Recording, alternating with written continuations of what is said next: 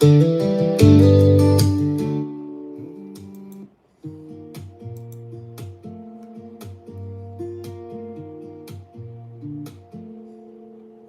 almost Christmas and you texting.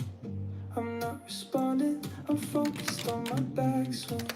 Last time you left me hanging by a shoestring. More painful than any bee sting. Laying down at night on just a box spring. I didn't forget anything.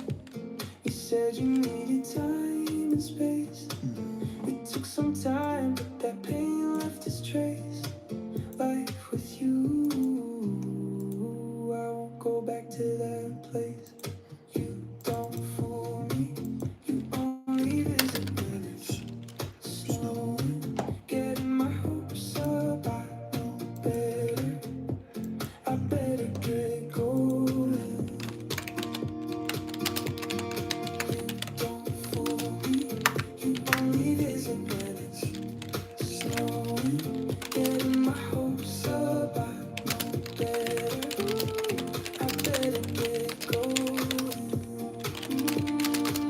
We're in the same bar and club. I get it, you wanna pretend we're in love. I can tell you there's zero chance. Getting nothing more than this breakdance. Valentine's Day is on the way.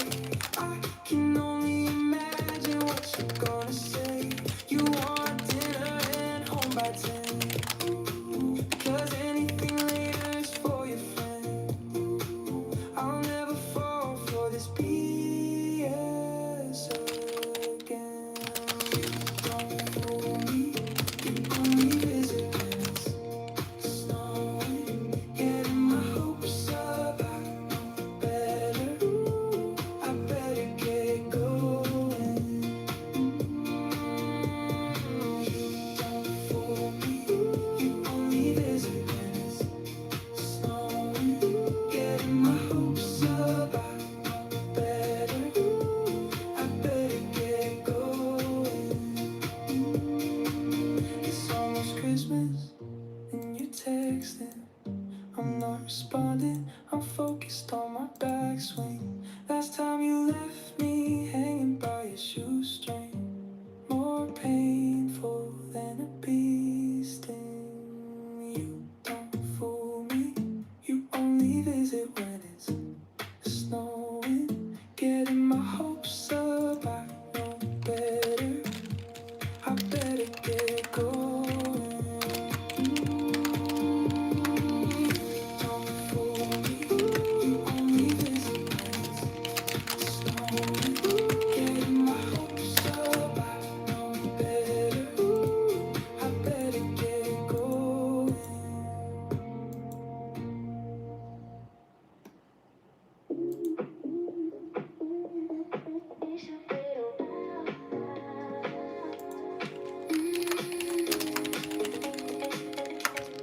I need you to stop. Pick a people out, walking by, watching us.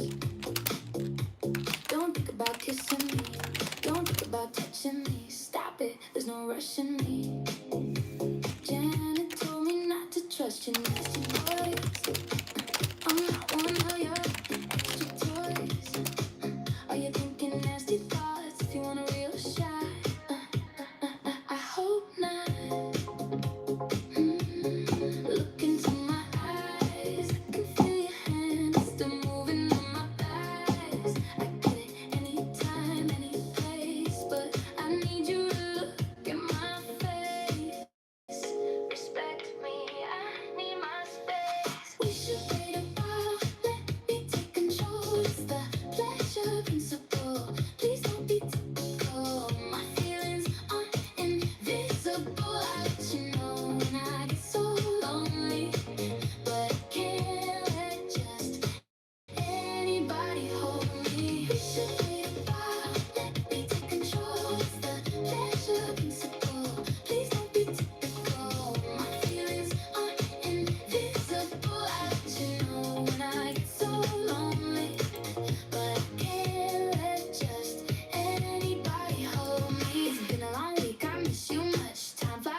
fun and such. Play your cards right and behave. I promise you'll enjoy our next escapade. I won't hold back, we'll have a good time. I promise you'll enjoy my sensation.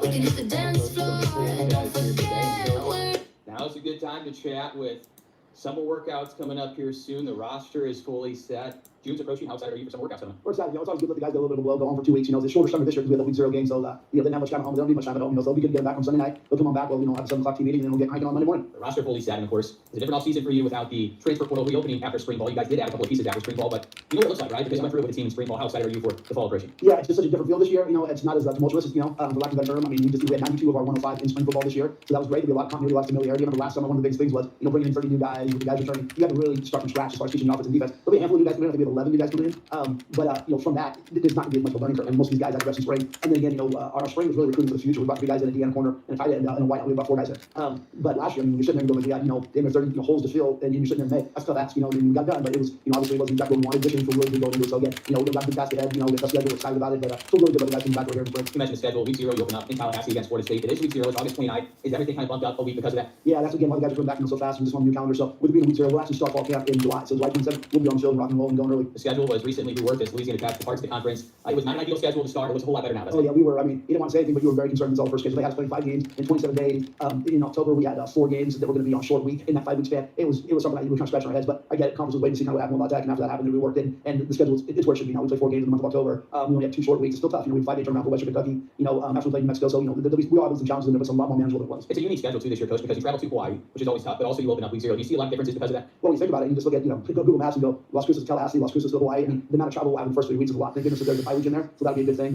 It's an interesting schedule because when you look at it, you go, okay, Florida State, they got some great athletes, right? They're kind of struggling to get their footing right now, but they're still in the league program with history tradition, right? That Mercer Conference will be nice. And then you go Hawaii, got the chance to win, the Mountain Conference this year. They're 19 last year, and then Mexico found their footing last year, which is a 9 team where I think those first 4 might be the toughest 4 game stretch we have the whole season. So we have to really knuckle up. I'm excited about start off with these big teams rather than playing them late in the season when you're hopefully a conference championship run. So we've got some challenges in October. You always got to sit back and kind of count backwards. When you're on Sunday, we'll have a little bit of, it's not a true bye week, but a little bit longer weekend ready to go to living in, moving back at home. You do have a true bye week in there. So just managing it, keeping the guys fresh, get them some recovery but not getting stale. So haven't been through a couple years in a row now, but I think we got pretty good handle on it. You still tweak things with October, the midweek, like you mentioned. You've been through it for a couple of years now. You have a good plan going into October this year, how you navigate everything, because for programs, for coaches, for players that never navigated that, it's a little tough, isn't it? It is. And again, going into, my 3rd year as a head coach here, but then going back to that last year, we played in the championship, and we had some midweek games there. So just it's been now about 4 years of managing. You kind of see what works and what doesn't work. The biggest thing is not getting stale. We had the 17-day breaks. We don't have any of those this year, which is nice. We had a true bye week going into the New Mexico game, but after that, you've got some different days you got to play with a little bit. So I think we have a pretty good handle on. We've already talked about personnel, post spring ball with you and Coach Morris and Coach Yost. The quarterback position, Trey Hedden was a big splash. You got a lot of big programs when you signed him. How did he look during the spring overall, and are you comfortable naming him QB1 going into the fall? I thought he did a tremendous job. I really think that quarterback room really grew exponentially. Adam DeMonte did a great job. Kalani, did a great job. But Trey was, he was everything we were hoping he would be. It's just when you talk to him, even when he makes a mistake and you go through the process, he has a reason. There's a plan. There's something going on. He really does a really good job of thinking at high level. He's a big, strong kid, got the lead on. He will be the starter going into the fall camp. So we're excited about that. That doesn't mean the competition starts at stuff. So those guys know they're gonna have to keep being, and how this quarterback world is. It's one of those deals we got to perform. But he'll get the nod going on in based on what he did in spring, and the staff having a discussion about it. So we're excited about that. But again, Kalani and Adam right there, and I have no trepidation at all with those guys going in and winning the football game. Everybody's excited about the offensive line going into the spring, and you were reworking some things, moving some guys around, trying to see where all the pieces fit to the puzzle. Do you like where it finished during spring? I do. It's there's no mystery last year. We threw the ball around the yards very recently, but we struggled running the football. After that spring portal last year with losing Seth McGowan, getting drafted, and some of the offensive line, AJ, losing some of these guys is tough. League going out in the 2nd game of the season. We were bad at it. Love those guys. They played their tails off, but we were good there. This year we feel really good about it. Now obviously we have to go do it on Saturdays. But when you look at the group that we had returning, you had Taylor that starts last year, come on back, got on that left tackle spot, Lee coming off an ACL injury, but he got very extra year of eligibility, based on medical, he's coming back. That gives you 2 really quality guys who can play there. Taylor can also swing. Mark Chapman coming in, the guy who graduated from Columbia, had a great spring, tough guy, excited about that. He played the center spot. Tyler Keenan, who had multiple starts, over 10 starts at Boise, was a really good player. Again, he got man of the year eligibility, medical, he had a phenomenal spring for us. Caleb Price on the right tackle spot. I feel like there's 8 or 9 guys that have a chance to be really good quality, possible all league type guys. Where last year we had 1 or 2, and we had to move things around. So again, it's not knocking those guys. I feel like we have a much evolved offensive line. So coaches did a really good job putting that group together. Coach Nova, let me tell you, I was stressing them out. When things were good, it was one of those deals I can get better. So it's funny. I do my exit meetings, never went back to summer. Every single guy on the team. And the thing that continued to get repeated over and over and over from the defensive players is how good our offensive line was and how much better it's going to make our team. That's really good when you're not confident in your hair and defense. You guys talk about how they feel the development's getting better, how they're getting better because of that line they go through. How could the defense look different in 2026? Well, I just think that it's an older group. Look at the amount of potential we have coming back. Gavin Selly, Dave Peterson, both starters returning to the defensive end spot, both high level players. You look at Kyle Roberts, who we brought in from UTSA. He's an elite athlete. When you look at some of the tackles we lost last year, one guy in the portal, I think we'd just be better there. So Henry Davis coming back being the starter returning. We're really curious how you replace that position. We're really good. And when we saw Robert Day after a couple of weeks, we're like, oh wow, we may sign our next guy in the rough. Ezra, he never had a career start for us. They hadn't done much. He ended up being ranked number 1 in D tackle, what's it called, G6 football, right? And I think we got a guy who's just as talented, so we'll see. And then returning both our starting middle linebackers, that's a big deal there. You look at the back end, JoJo, him coming back for his fourth year corner and second year starting will be a big deal. Lorenzo Smith, you look at Sessions coming on back, and we brought out Kate Barnes coming on back. I don't know. I mean, it's one of those deals where I'm cautiously optimistic. I say that because moving back to just one the last couple of years, a lot of it really has had to do with the portal. Though. I mean, I think we've done a good job of giving our guys a chance to compete at a high level. I don't know if we got that finishing power. I feel like this year we got a pretty good shot to be a good football team. We'll see. Yeah, you mentioned all those names. You have me excited as well. Media days for the Conference USA coach coming up late July. You recently announced that TK King will represent the offense, Henry Davis the defense. Hard decision to make for you? Yeah, I mean, it's not about picking. We have a lot of guys who's your best player here. You can debate back and forth. But Henry Davis is a guy going to his third year with us. And in this crazy day, transfer day and age, when people are coming and going, you get a guy like that, who's the second year returning starter, been here for 3 years, been all in as an Aggie. You kind of want to reward that. You want people to look like, that's a guy who literally came here 3 years ago, graduated in Aggie, he's been loyal the whole time, and he's a high level player. And then King, same thing. In the offseason, he could have made a decision to move on. He missed those first 4 games last year, but when he came back, he had 600 yards, 40 some odd catches. He's a guy that people talk about, but again, digging in with us and showing it and being a returning guy. I think sometimes you can bring a new guy to media day, and that's not a bad thing. I'm sure at some point we'll do that. But I think if you're speaking to the program, you're speaking to the culture, guys that have been in it for more than 6 months. Sometimes they can speak a little bit more intelligently about it. Lastly, coach, we're in the new locker room. You have a new suite, new press box going in after this upcoming season. There's some other things in the hopper as well. Speak to the direction of this place in this program. Well, for all you Aggie fans, this is the first recruiting cycle that we've ever showed the locker room to. And that goes back to 2022 when I came back. I mean, think about it. We're probably the only team in the country that did not show their locker room to a recruit arm official. But we kept saying, oh, they're working on it, they're cleaning it, or we kept making excuses. So now this is unbelievable. I mean, I'm so thankful to the university and the people that helped get this thing done. I'm really happy for our kids. They walk in, they got a beautiful home, come into our student base. It's been a big difference in recruiting. And then, Joe Skelton today got here. The big thing was we want to get that press box done. Anyone who looked at the old line at the very beginning, people said, oh, really? Yeah, we need it. Let me tell you. I mean, it was pretty embarrassing, the state it was in. So having something that not only will enhance the stadium, but then will be a revenue generator. With the new spaces in there, the club level stuff, those boxes, and then for all of our programs to be able to use it, it'll be a beautiful space to go up there and have team dinners with our team, other teams, musical recruiting. I just think it's a piece of infrastructure that was severely missing in our athletic department, and I'm fired up that between President Fermin and Joe, going up to Santa Fe and working with our legislature, and we're really thanking them for everything they've done for us. They're really moving the needle, and it needs to be done. I mean, it's we're going to have some of the things that we need to kind of move this program forward and evolve it into the future. So I'm excited about that. Coach, thanks as always. Appreciate you. As head football coach Tony Sanchez, thanks for joining us.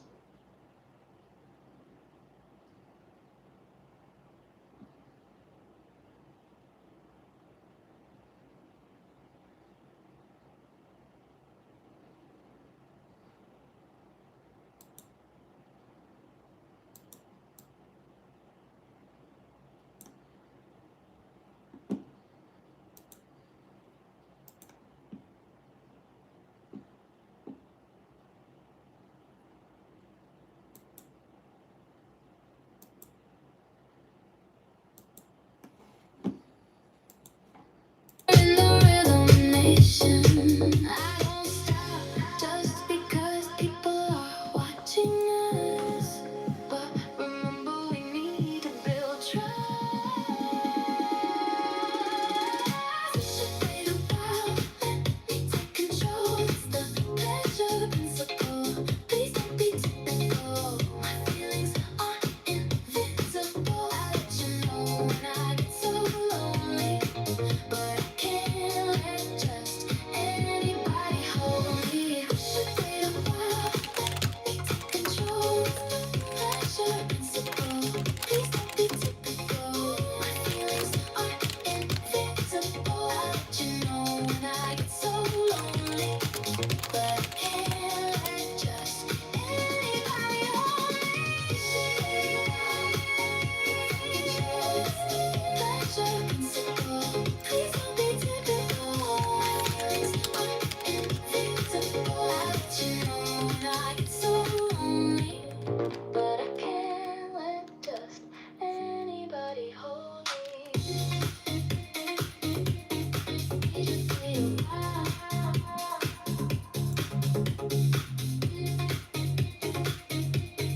You just need a while.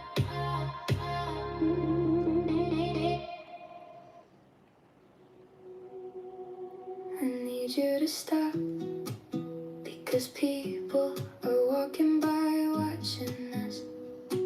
Don't think about kissing me, don't think about touching me. Stop it, there's no rush in me.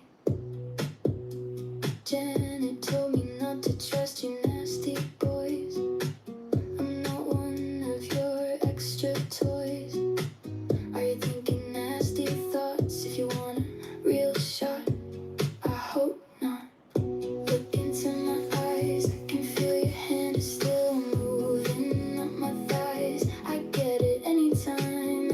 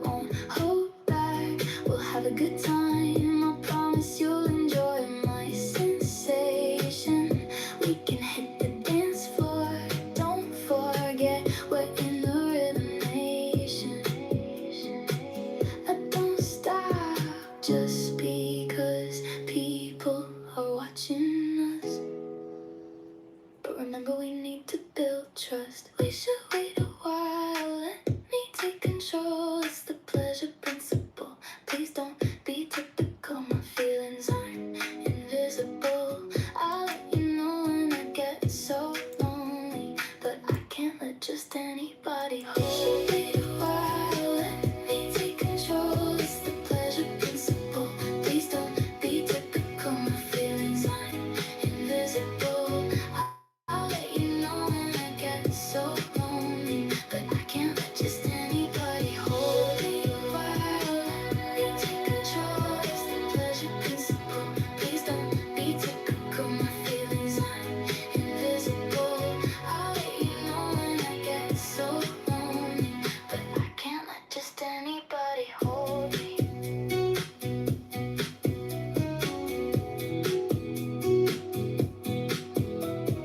We should wait a while. Let me take control. We should wait a while. Let me take control. It's the pleasure principle. Please don't be typical. My feelings aren't invisible. I'll let you know when I get so lonely, but I can't let just anybody hold me. Come on.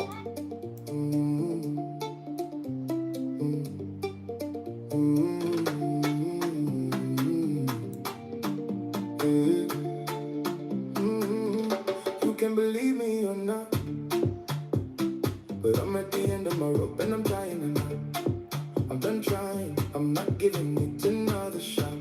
That see-through blouse won't derail my train of thought. Your friends aren't welcome. This is no melting pot. I don't wanna hear what you have to say. We don't need to talk. You're lying more often than not. Hope you forgot my favorite vacation spot, down to my last kilowatt. If I could leave this world, I'd be an astronaut. I'm allergic to you and need a booster shot. Woo! Breaking up is easy to do, because I hate everything about you. I hate your cooking and hairdo. I hate your family too. Breaking up is easy to do, because I hate everything about you. I hate your cooking and hairdo. I hate your family too.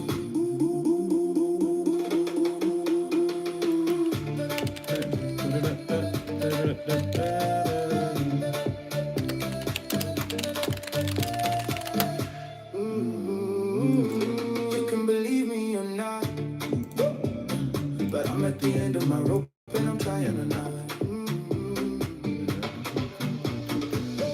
You're so dead to me, I almost forgot you're alive.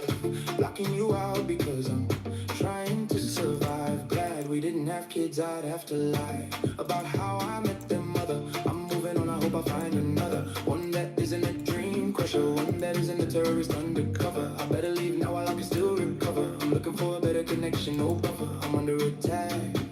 I'm gonna need ground cover.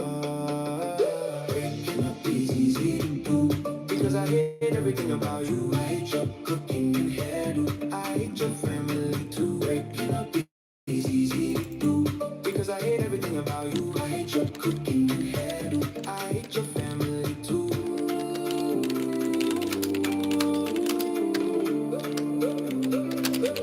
You can believe me or not, but I'm at the end of my road.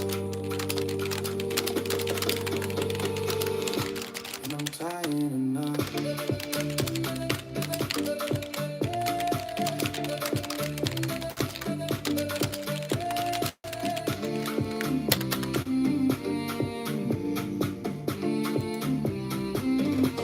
See what they have. Breaking up is easy to do, because I hate everything about you. I hate your cooking and hairdo. I hate your family too. Alright. That music is so shit. Oh, I appreciate you, man. I hate your family too.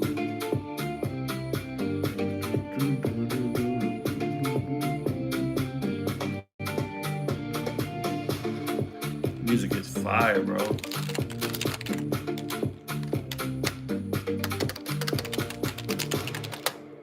Hey, you can believe me or not. Miles O'Neill.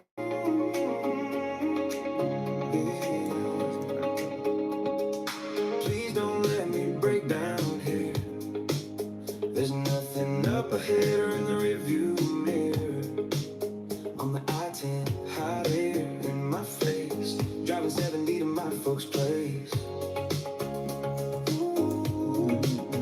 Up ahead in the distance there's a street light. The mountains disappear in the moonlight. And probably I might stop for the night. I got nothing left in my bankroll. I guess this is how the thunder rolls. I can't sleep. There's no way that I'll let the Garbrooks play. If tomorrow never comes, but you know how much I love her. All these the unanswered prayers. We started think no one cares. Thought we were two of a kind, working on a full house. We really fit together, if you know what I'm talking about. Everything I own are in these gym bags. Laying here wearing only my dog tags. No time to feel sad, I have to beat this heat. Friends in low places is on repeat. God keeps telling me he's shameless. I'm as shameless as a man can be. You just made a fool out of me. My stress keeps going higher and higher. I thought I was living outside the fire. If tomorrow never comes, but you know how much I love her. All these the unanswered prayers. We started think no one cares. Thought we were two of a kind, working on a full house. We really fit together, if you know what I'm talking about. He was too handsome to just be friends. He wore a three-piece and drove a Benz. I can't forgive you, then again it all depends. My vision is perfect, I trust my contact lens. This stumble can't be part of the dance. Our love never stood a chance. Tomorrow never comes, but you know how much I loved her. All these the unanswered prayers. We started think no one cares. Thought we were two of a kind, working on a full house. We really fit together, if you know what I'm talking about. If tomorrow never comes, well, she know how much I loved her. All these the unanswered prayers. We started think no one cares. Thought we were two of a kind, working on a full house. We really fit together, if you know what I'm talking about. But he's Grayson. He's Grayson. He's from Lehigh, but he's a Grayson kid. So he wanted to come to Grayson. He's a stud. And then you got Newkirk and Travis Burgess. So let's go talk about that. Dear TikTok, Travis Burgess. I'm here to spit bars. Yeah, dear TikTok. Dear TikTok. Dear TikTok, I'm here to spit bars until it's yours. Rico knows. Oh. MPS, I'm sick of all these singing face talentless fiends. No talent, having ass, lazy ass teens. Everything they do is dramatic. Having them doing backflips, acrobatic. They're a pain, I'll take them out, pancreatic. These haters have athletic ability below average. I swear some of them are mentally challenged. Formulating sentences like they have brain damage. That begins to get nervous in front of a camera. They get exhausted quick, I got the stamina. If this was a movie, it would be no holds barred. Slamming these haters in the front yard. I'm hitting harder than bumper cars. The days of letting this slide are gone. I'm cool with being the only fish in this pond. Run up on me, better be in my blind spot. The dumbest rocks, with his brain right, I'll break their teeth. We call that a chip shot. Dead bodies everywhere, call it a quick walk. Just took a selfie in front of the bank. That's a bank shot. Step too close to my property, that's a headshot. My flow's burning up the charts, red hot. That's the only one that can get to my soft spot. I got your mom steaming and screaming. T-pop kids hating on me and still ask for a 5 spot. Been a savage since 21. How many times have I hit a lot? How much money I got? A lot. How many cars I got? A lot. If I swing, are you gonna duck or not? It doesn't matter, cause I'm a juggernaut. Throwing an uppercut and breaking the fourth wall. I'm a strike, you're a gutter ball. I'm building this wall, call it a fence. You won't get a post from me. Your greatest claim to fame will be infamy. Start playing them horns at the symphony. You just mad I did it differently. I used to mess with your mom, and she would send for me. Y'all send me DMs and call me an asshole. Tell me something that I don't know, like how I made it out. This black hole turned into the big fish from a tadpole. Strong enough to flip a manhole. When I die, the lower in the flagpole. You never had sex without paying though. They hating on bars and saying you're over them. It's not a surprise, you set your bar low. I can teach a class on how to flow. First thing you need to do is learn how to read and write. Second thing is get over your stage fright. Third thing work so long. Ask me what I think about Oklahoma, but the video's already posted. But you can get my respect. I got you cut like that. I talked about Oklahoma for a whole hour. You didn't watch it. It's on everything. It's on Patreon, YouTube. It's on everything.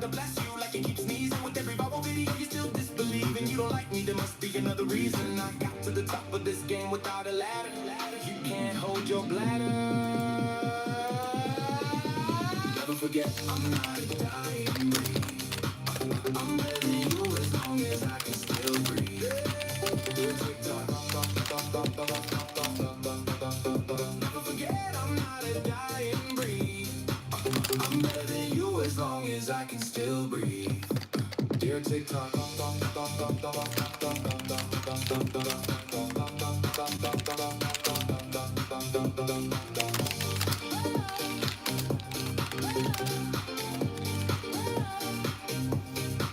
Dear TikTok.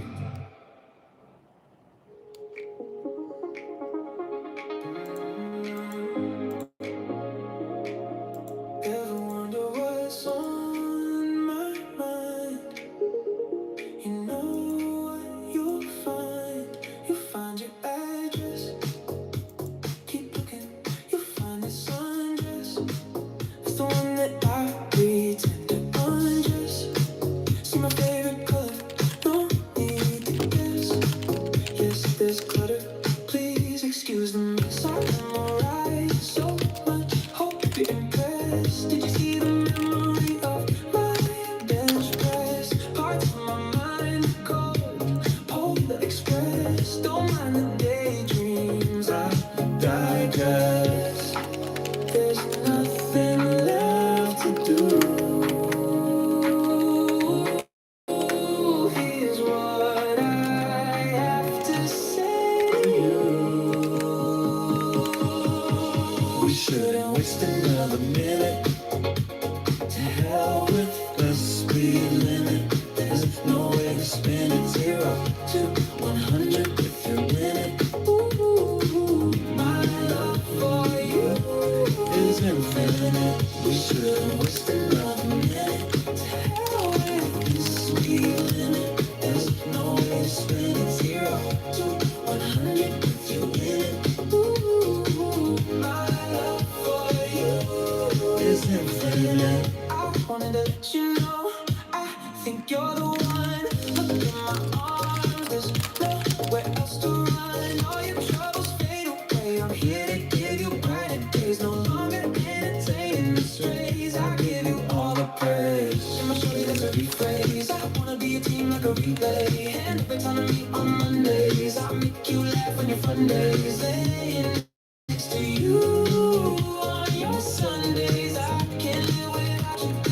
That's the paraphrase. Another minute. Ooh, to hell with this speed limit. There's no way to spin it. 0 to 100 if you in it. Ooh, my love for you is infinite. We shouldn't waste another minute. To hell with this speed limit. There's no way to spin it. 0 to 100 if you in it. Ooh, my love for you is infinite. We shouldn't waste another minute. To hell with this speed limit. There's no way to spin it. 0 to 100 if you in it. Ooh, my love for you is infinite.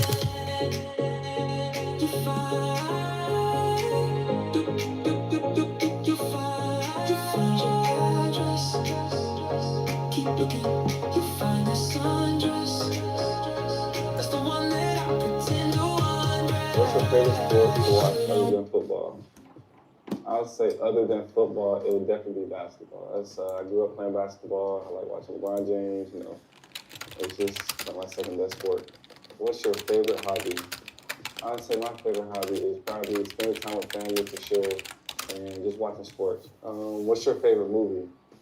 I would say I don't really have a favorite, but I'll probably say like my two go-to movies like come around Christmas time, Home Alone, and then just everybody's pretty much watched it, Men in Black. So that's a chill go-to two movies right there. Who's your favorite artist? All right, so I don't really got a favorite artist, but definitely Lil Baby, Rod Wave, and then if I had to switch it up, like Mariah the Scientist and SZA for sure. What's your favorite pregame snack? Okay, so pregame snack. If we're on food, spaghetti for sure. Like that gotta be, you know what I'm saying? If we're doing like candy wise, Skittles and the Nerdy Gummies, specifically the blue pack for sure. I'm putting y'all on. If you had any superpower, what would it be? If I had any superpower, it would definitely be, it'd be to fly. You know what I'm saying? Like I can fly anywhere I want. Like, I'll fly to Jamaica today. You know what I'm saying? Texas tomorrow. Like I can be able to get around the whole country in just a matter of a snap. So for sure.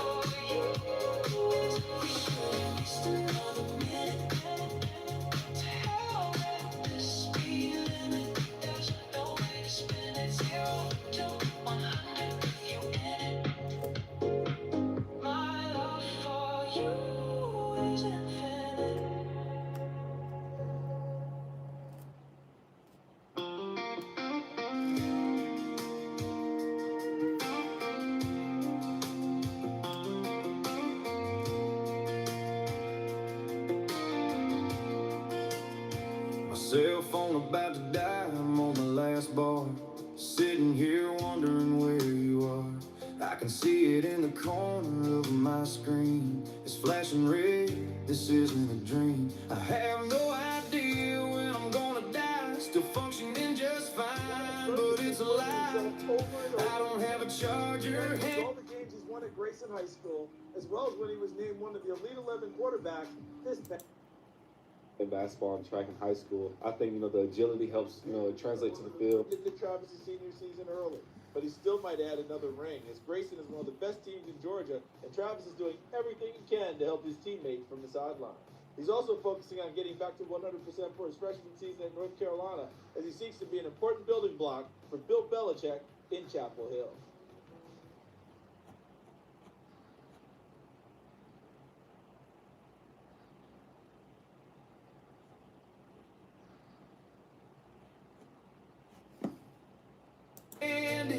I can still smell your product candy. Joint account, yes, you still have access. No one else can fill your place on this mattress. My cell phone is about to die. I'm on my last bar. I was never meant for this sidecar. I'll be home soon. I'm on my last bar. I knew he was still in love with you, You did your best to not let it show.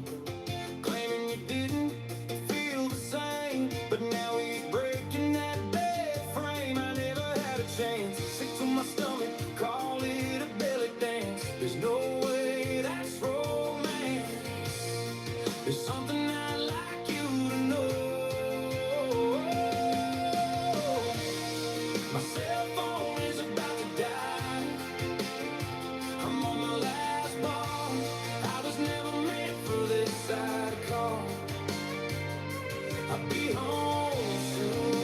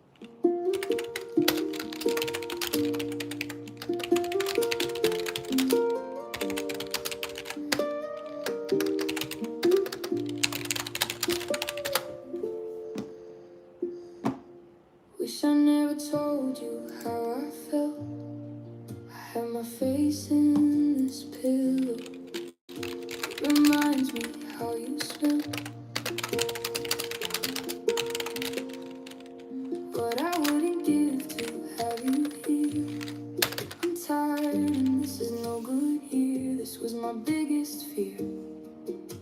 My heart's stuck in first gear. I'm not stalling, praying it's you calling. My eyes aren't red, I'm not balling. I play Alicia Keys on repeat. I'm not falling. Going to our favorite place every other day, but it looks like there will be no instant replay. I pretended that I'm glad you went away. You used to say cooking and cleaning was foreplay. Now it's just something I do Sunday to Sunday. I'm dying inside.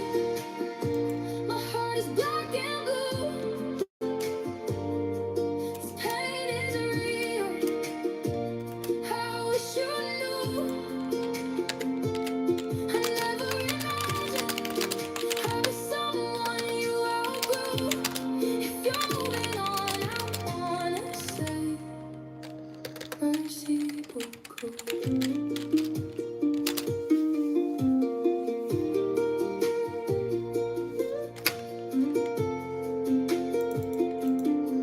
There's so many things I needed to say. You're the one that I wouldn't give away. Now my world is just tumbling down. I cry when there's no one around. Friday nights alone, weekdays are sad. I try not to think about the love that we had. No one ever told me it would be this bad.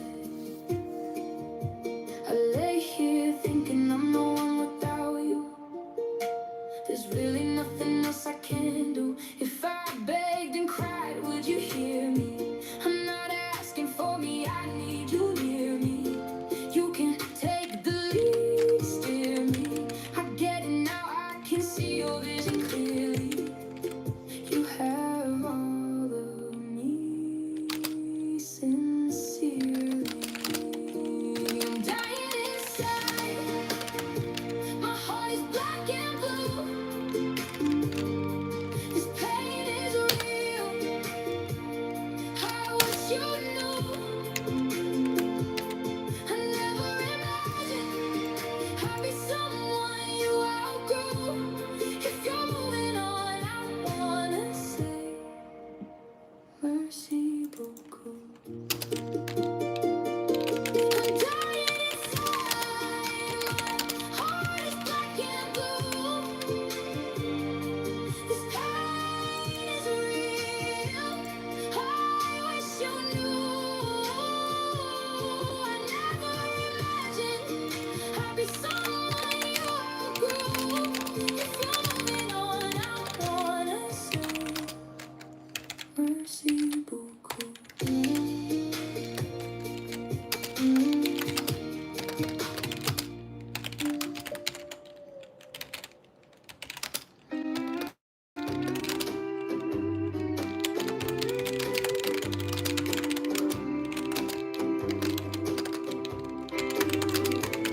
I had a dream. I ran into a friend of ours the other day, and I asked her how you been. She said you got a new job and a real good man. I told her I was glad for you. That was always the plan. I woke up wondering, do you think about me? Are you happy with your life right now? How could that be? I just wanna know, how could you let me go? What if we weren't wrong for each other? What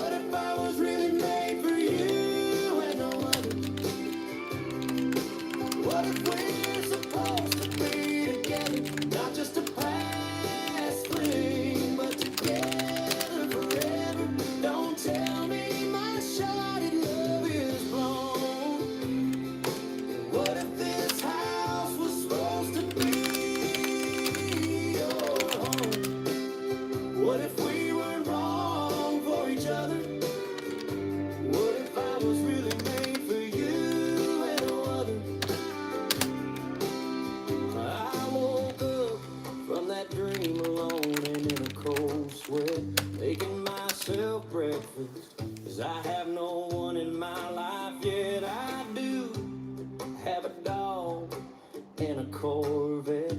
But most days it's just I, myself, and me going on topless runs to get this vitamin D. While I'm running, I start thinking, who the hell is he? What did he do to get your attention? Is he taller than me? Does he know our theme song? When he tells you jokes, do you just play along? I try and play it cool, but I guess I was wrong. You stay on my mind, I still can't move on. What if we were wrong for each other? What if I was really made for you and no other? What if we're supposed to be together? Not just a past fling, but together forever. Don't tell me my shot at love is blown. What if this house was supposed to be your home? What if we weren't wrong for each other? What if I was really made for you and no other?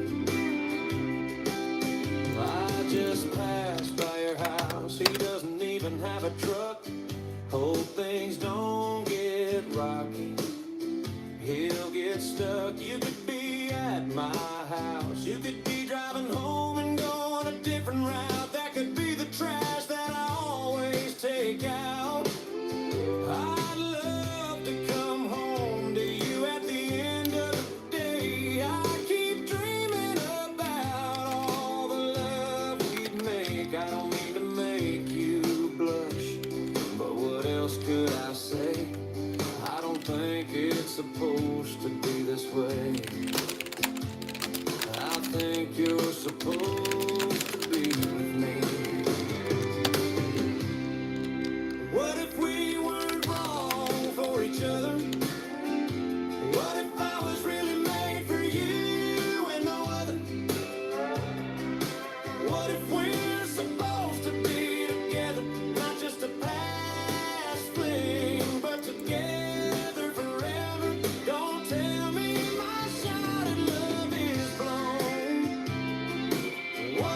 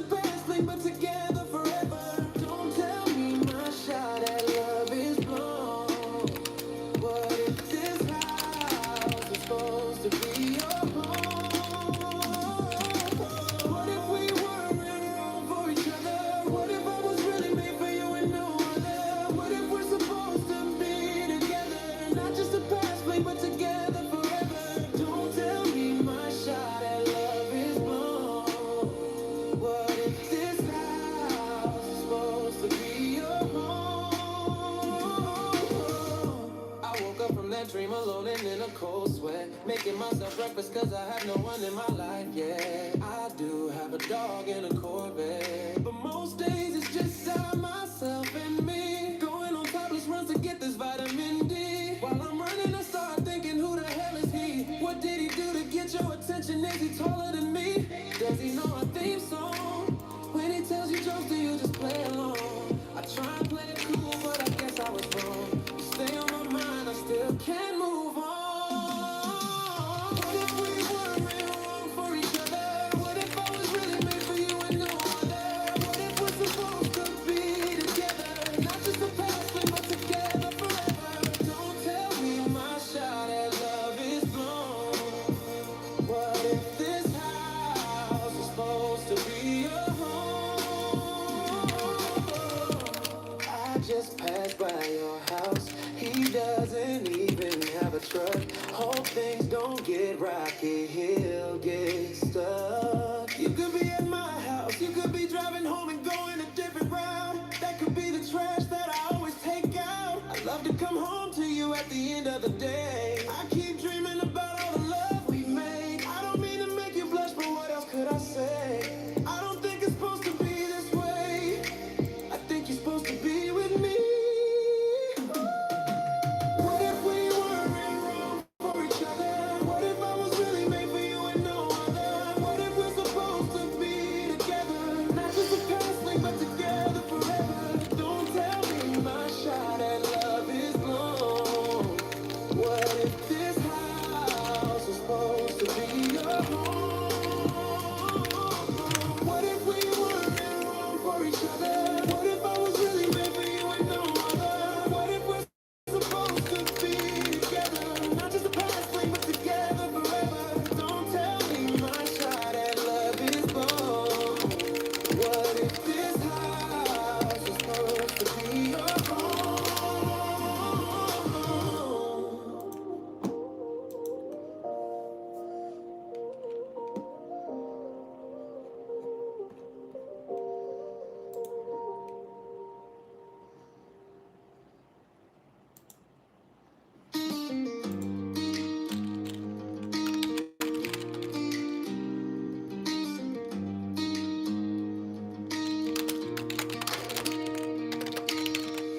I had a dream. I ran into a friend of ours the other day, and I asked her how you've been. She said you got a new job and a real good man. I told her I was glad for you. That was always the plan. I woke up wondering, do you think about me? Are you happy with your life right now? How could that be? I just wanna know, how could you let me go? What if we were wrong for each other? What if I was really made for you and no other?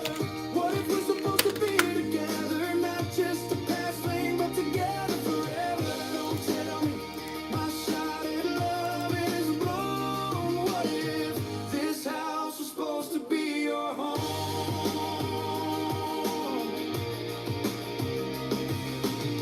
I woke up from that dream, alone and in a cold sweat, making myself breakfast cause I have no one in my life yet. I do have a dog and a Corvette, but most days it's just I, myself, and me. Going on topless runs to get this vitamin D. While I'm running I start thinking, who the hell is he? What did he do to get your attention? Is he taller than me? Does he know our theme song? When he tells you jokes, do you just play along? I try and play it cool, but I guess I was wrong. You stay on my mind, I still can't move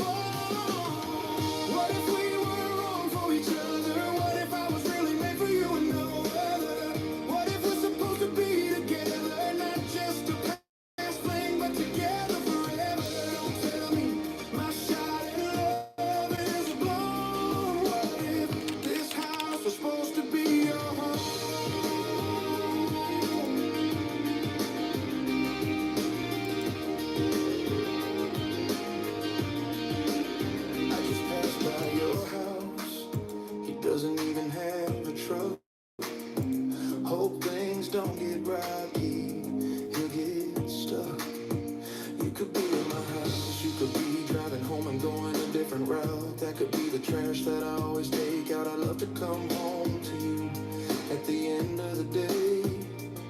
I keep dreaming about all the love we make. I don't mean to make you blush, but what else could I say? I don't think it's supposed to be this way.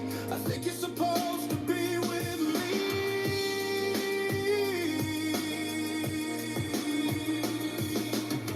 What if we were wrong for each other? What if I was really made for you and no other?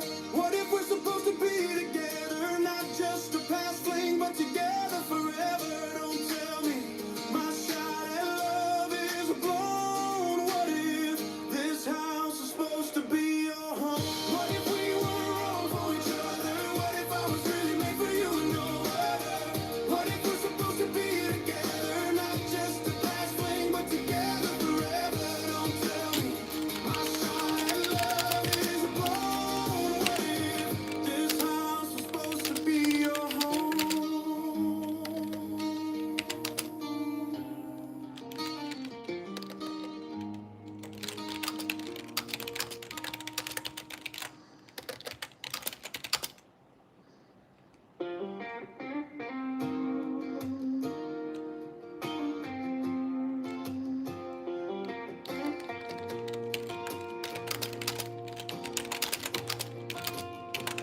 I got a funny feeling that you're digging me, but every time I see you, you're ignoring me. I know everything about you, your girls told me.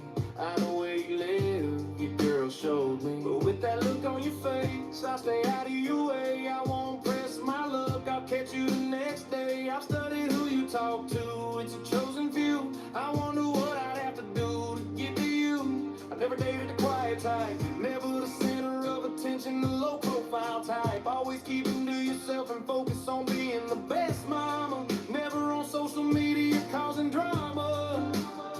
Last week you asked if I was joining everyone for a work lunch. I didn't answer because I was daydreaming about a Sunday brunch. I'm not gonna down myself, but I'm not sure I'm the one. In my mind, you can read my thoughts, that would be fun, yeah. You really got it going on. In my mind, we can go all night long. I can't wait to get it on. I think I'm the one, but that cat's got my tongue. You really got it going on. In my mind, we can go all night long. I can't wait to get it on. I think I'm the one, but that cat's got my tongue. I'm steady picking my brain, I'm playing no games, the whole picture is perfect. I'm digging your frame, saw your selfie. I like where you're coming from, I like what I see, and I want some. So where do we go from here? What's the plan? If you're looking for gifts and tricks, I'm not your man, but if you talk to me, you can see what others see in me. Believe in me, you would want to be with me. Tired of hearing about your failed love from your girls. Let me focus, I like your hair today. I'm digging the curls. You just walked past my desk 3 times. You got a thing for me. Now we just need to align our schedules. It ain't a thing for me. You didn't look at me yesterday. You're just playing hard to get. Don't sleep on your boy. I'll keep you soft and wet. You really got it going on. In my mind, we can go all night long. I can't wait to get it on. I think I'm the one, but that cat's got my tongue. You really got it going on. In my mind, we can go all night long. I can't wait to get it on. I think I'm the one, but that cat's got my tongue. I'm mentally built for you, I'm ready for you in a snap.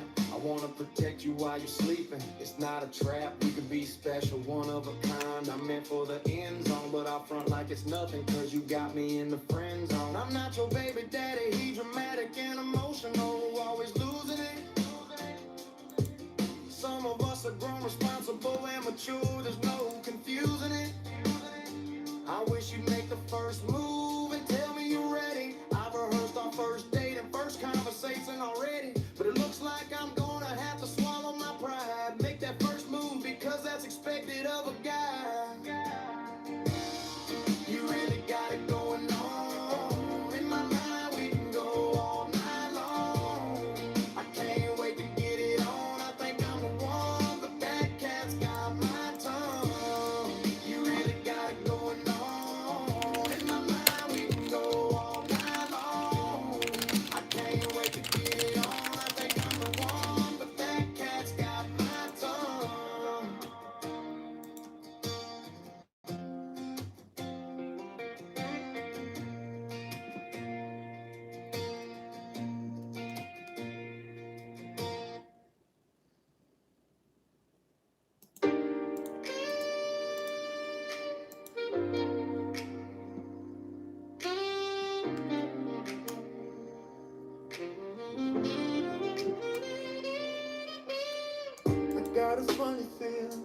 that you're digging me.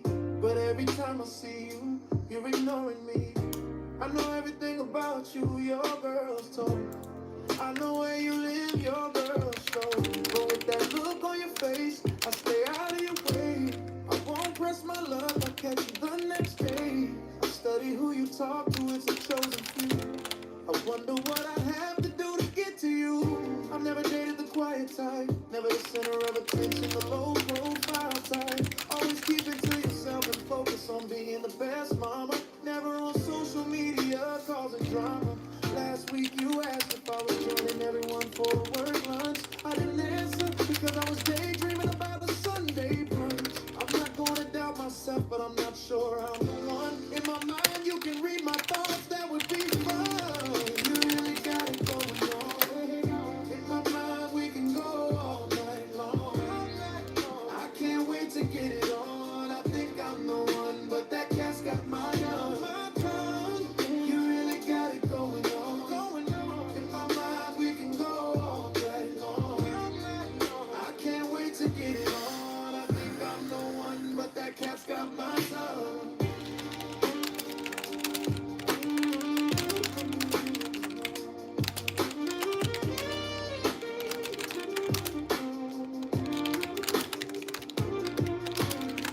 I'm steady picking my brain. I'm playing no games. The whole picture is perfect. I'm digging your frame. Saw your selfie. I like where you're coming from. I like what I see and I want some. So where do we go from here? What's the plan? If you're looking for gifts and tricks, I'm not your man. But if you talk to me, you can see what others see in me. Believe in me, you would wanna be with me. Tired of hearing about your failed love from your girls. Let me focus. I like your hair today, I'm digging the curls. You just walked past my desk 3 times. You got a thing for me. Now we just need to align our schedules. It ain't a thing for me. You didn't look at me yesterday, you're just playing hard to get. Don't sleep on your boy, I'll keep you soft and wet. You really got it going on. I'm mentally built for you, I'm ready for you in a snap. I wanna protect you while you're sleeping, it's not a trap. We could be special, one of a kind, I'm meant for the end zone. But I front like it's nothing, cause you got me in the friend zone. I'm not your baby daddy, he's dramatic and emotional, always losing it. Some of us are grown, responsible and mature, there's no confusing it.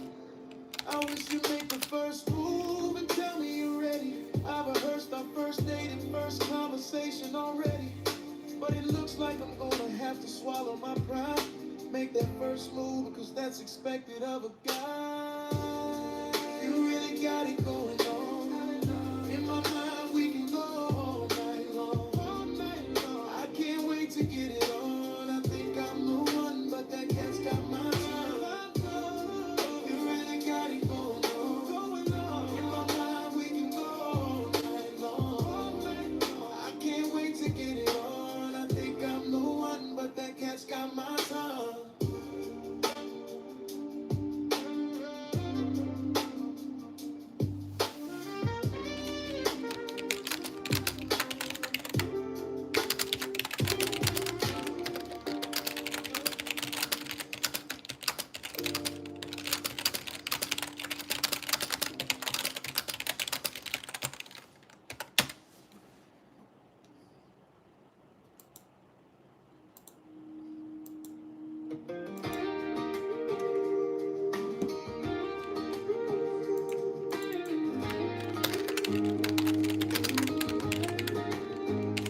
You told me you need some space.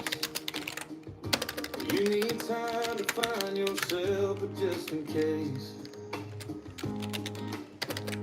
I bought 2 tickets to a Morgan Wallen concert. Just bought a matching orange shirt. It's bright, but it can't hide the hurt. Am I supposed to go and kick myself? I know it's over, but I had some help. It's all you should know. None of those 7 summers were wasted on you. I admit I'm the problem, but there's nothing left to do. You said if you leave, you're not coming back to tea.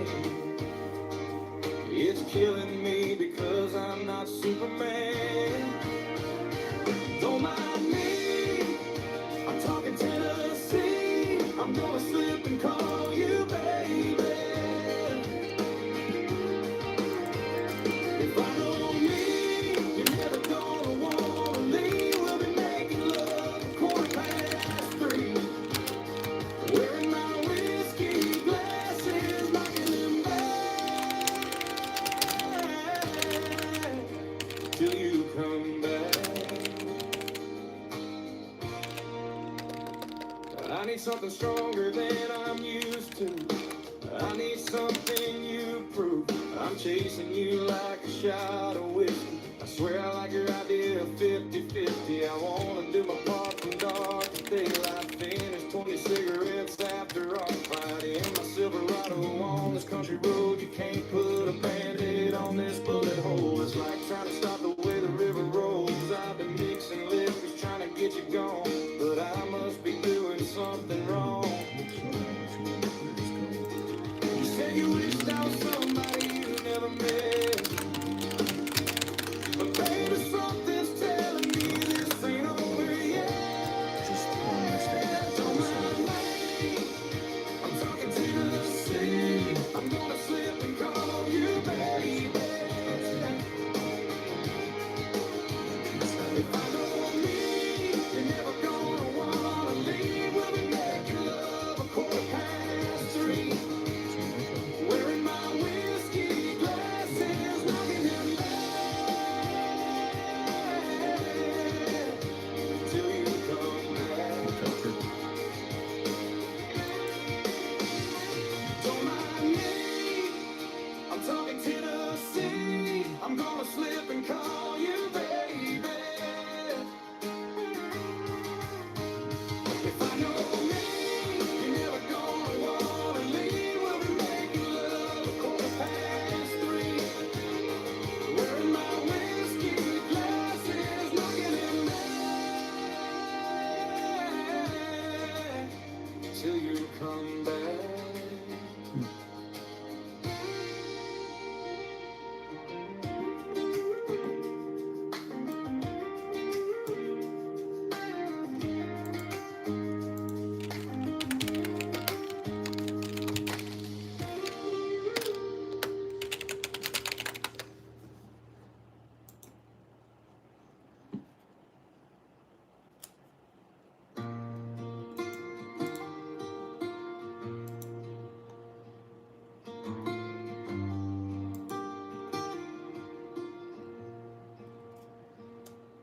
You told me you need some space.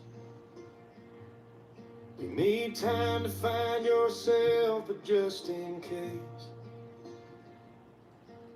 But I bought 2 tickets to a Morgan Wallen concert.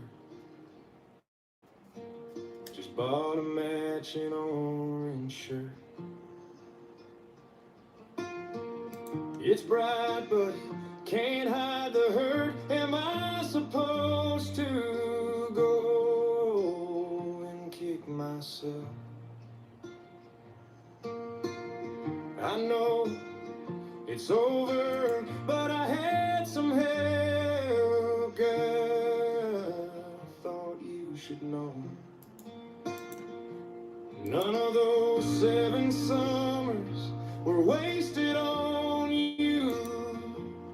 I admit I'm the problem, but there's nothing left to do. You said if you leave, you're not coming back to tea, and it's killing me, because I'm not Superman. Don't mind me, I'm talking Tennessee. I'm gonna slip and call you baby. If I know me, you're never gonna wanna leave. We'll be making love 3:15. I can't take off these whiskey glasses. I keep knocking them back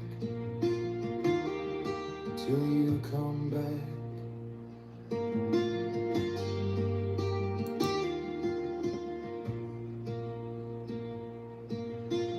I'm chasing you like a shot of whiskey. I swear I like your idea of 50-50. I wanna do my part from dark till daylight. I just finished 20 cigarettes in a row in my Silverado on this country road. You You can't put a band-aid on this bullet hole. It's like trying to stop the way the river rolls. Don't mind me, I'm talking Tennessee. I'm gonna slip and call you baby. If I know me, you're never gonna wanna leave. We'll be making love 3:15. I can't take off these whiskey glasses. Murray. I keep knocking them back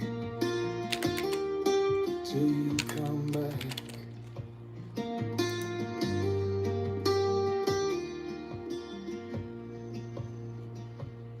Don't mind me, I'm talking Tennessee. I'm gonna slip and call you baby. If I know me, you're never gonna wanna leave. We'll be making love 3:15. I can't take off these whiskey glasses.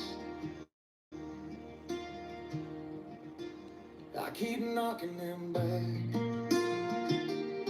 till you come back.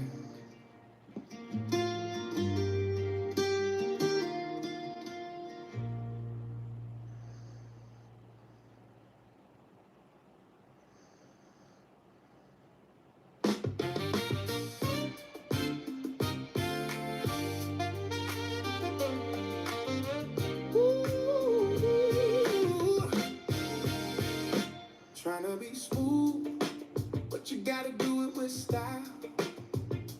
Don't offend her, never too bold or hostile. I'm trying to sweep her off her feet. Experience the new era of Cadillac from just $329 a month. You know what the Little Mermaid and I have in common? We both wanna be part of your world. I would never play hide and seek with you, because a girl like you is impossible to find. I'd do anything to make her mine. Asking her, aside from being this fine, what else do you do with your free time? Do you have an extra heart? I think you just don't mind. We're just two bees in a hive making beeswax. I can't take you to the movies, cause you can't bring your own snacks. I'm amazing at math, that's a real flex. Give me your number and I'll replace your ex. Or we could go a different route.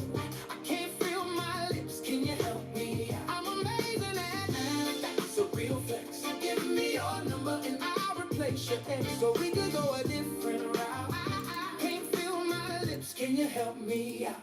You look too pretty to be this sad, what's going on?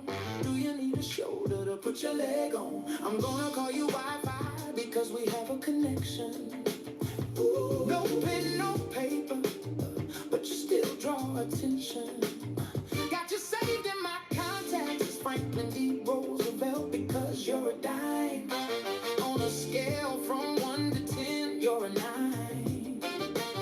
That's because I'm the one you need. If you're dying from something, I can cure your disease. I know you want these lines to stop, but they won't because you're hotter than the bottom of my laptop. Are you a phone charger? Because I'm dying without you. You just sneezed, and I usually say God bless you. But by the looks of it, he already did. I'm amazing at math. Give me your number and I'll replace your ex. So we can go a different route. I can't feel my lips, can you help me? I'm amazing at math. That's a real flex. Give me your number and I'll replace your ex. So we could go a different route. I can't feel my lips, can you help me? I give up my morning cereal to spoon you instead. You got a face that's beyond gorgeous, drop dead. You're laughing, I hope this flirting isn't misread. I'm not feeling myself today, can I feel you instead? Of course I'm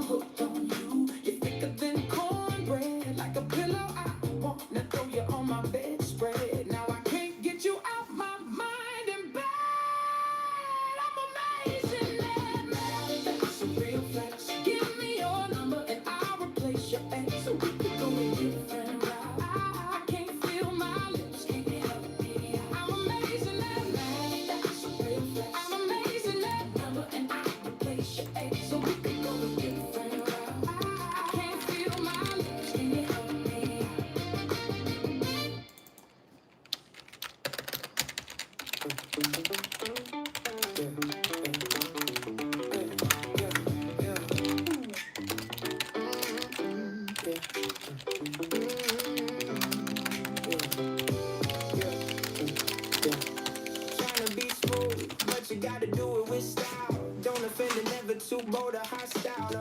Trying to sweep her off her feet, hoping she thinks I'm sincere and sweet. I'm trying to get her undivided attention to make her my girl.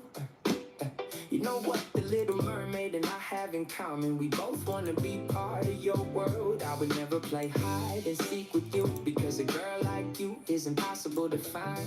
I'd do anything to make her mine, asking her aside from being this fine. What else do you do with your free time? Do you have an extra heart? I think you just stole mine. We're just two bees in the hive making beeswax. I can take you to the movies, cause you can't bring your own snacks. I'm amazing at math, that's a real flex. Give me your number, now replace your ex, so we could go a different route. I can't feel my lips, can you help me out? I'm amazing at math, that's a real flex. Give me your number, now replace your ex, so we could go a different route. I can't feel my lips, can you help me out? You look too pretty to be this sad, what's going on? Do you need a shoulder to put your leg on? I'm gonna call you Wi-Fi because we have a connection. No pen, no paper, but you still draw attention. Got you saved in my contacts as Franklin D. Roosevelt, because you're a dime. On a scale from 1 to 10, you're a 9. That's because I'm the one you need. If you're dying from something, I can cure your disease. I know you want these lines to stop, but they won't, because you're hotter than the bottom of my laptop. Are you a phone charger? Because I'm dying without you. You just sneezed and I usually say God bless you, but by the looks of it, he already did. I'm amazing at math, that's a real flex. Give me your number, now replace your ex, so we could go a different route. I can't feel my lips, can you help me out? I'm amazing at math, that's a real flex. Give me your number, now replace your ex, so we could go a different route. I can't feel my lips, can you help me out? I give up my morning cereal to spoon you instead. You got a face that's beyond gorgeous, drop dead. You're laughing, I hope this flirting isn't misread. I'm not feeling myself today, can I feel you instead? Of course I'm hooked on you, you're thicker than cornbread. Like a pillow, I wanna throw you on my bedspread. Now I can't get you out my mind in bed. I'm amazing at math, that's a real flex. Give me your number, now replace your ex, so we could go a different route. I can't feel my lips, can you help me out? I'm amazing at math, that's a real flex. Give me your number, now replace your ex, so we could go a different route. I can't feel my lips, can you help me out?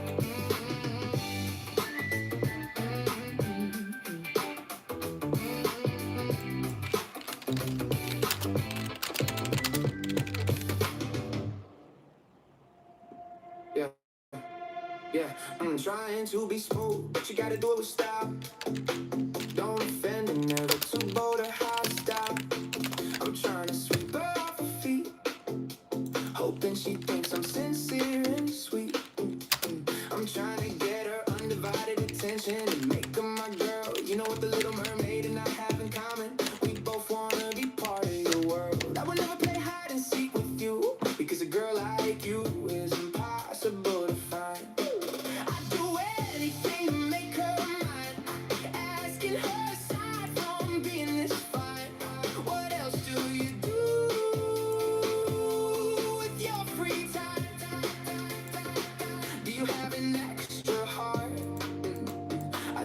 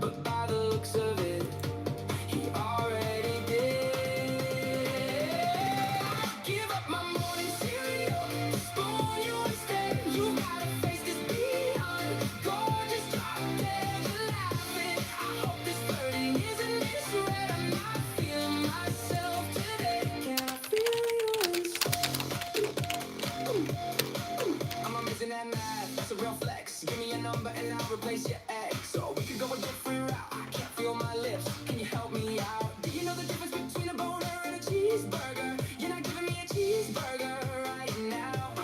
Are you a triangle? Because you're looking right. I'm having deja vu because I think I knew you in another life.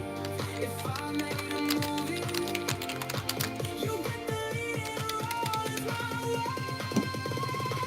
Give up my morning cereal to spoon you instead. You got a face that's beyond gorgeous, drop dead. You're laughing. I hope this flirting isn't misread. I'm not feeling myself today. Can I feel you instead? I'm gonna keep spitting these lines till those lips spread. Give up my morning cereal to spoon you instead. You got a face that's beyond gorgeous, drop dead. You're laughing. I hope this flirting isn't misread. I'm not feeling myself today. Can I feel you instead? I'm gonna keep spinning these lines till those lips spread.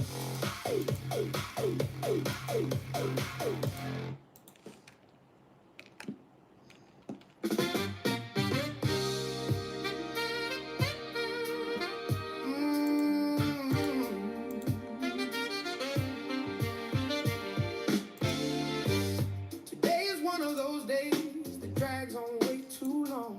I can't focus, I'm off track, wondering where it all went wrong. I just got your text, you said, hey, this was our song. Are you kidding me? Thoughts like this just don't belong. Not on the tip of my mind, in my long-term memory. Our love has been dead for years. Check the cemetery. I know there's a headstone in there dated last century. I can't help but laugh, but the sad part is this isn't funny. You're only texting me because you think I have some extra money. Saying things like your daughter was afraid to ask for new clothes. So I send $100, and next thing you know I see painted toes. I see vacation pics, new blouses and new bags. Where did you get those? Don't try and hug me, you're too close. You might accidentally catch an elbow. I'm just fighting for my own existence. On a walk with my blue nose.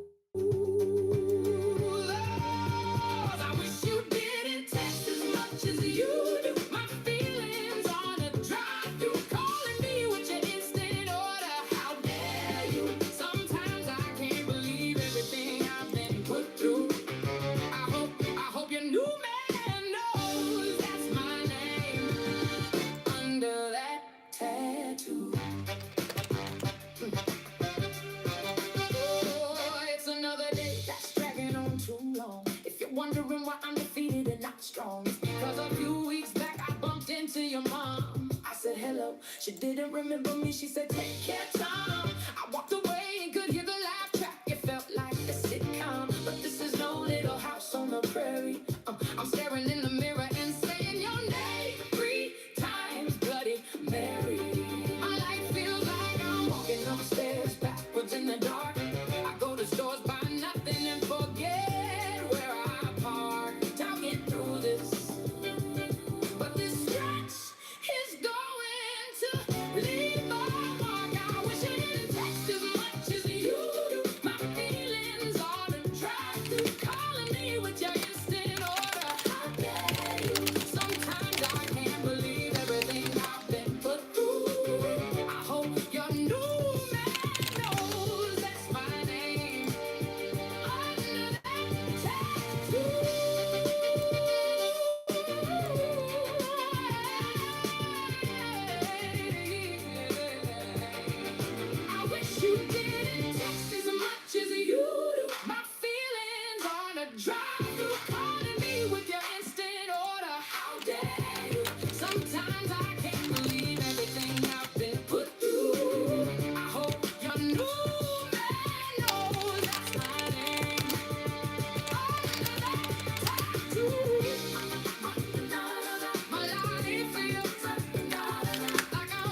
upstairs, backwards in the dark. I go to stores, find nothing, and forget where I'm parked. I'll get through this, but this stretch is going to leave a mark.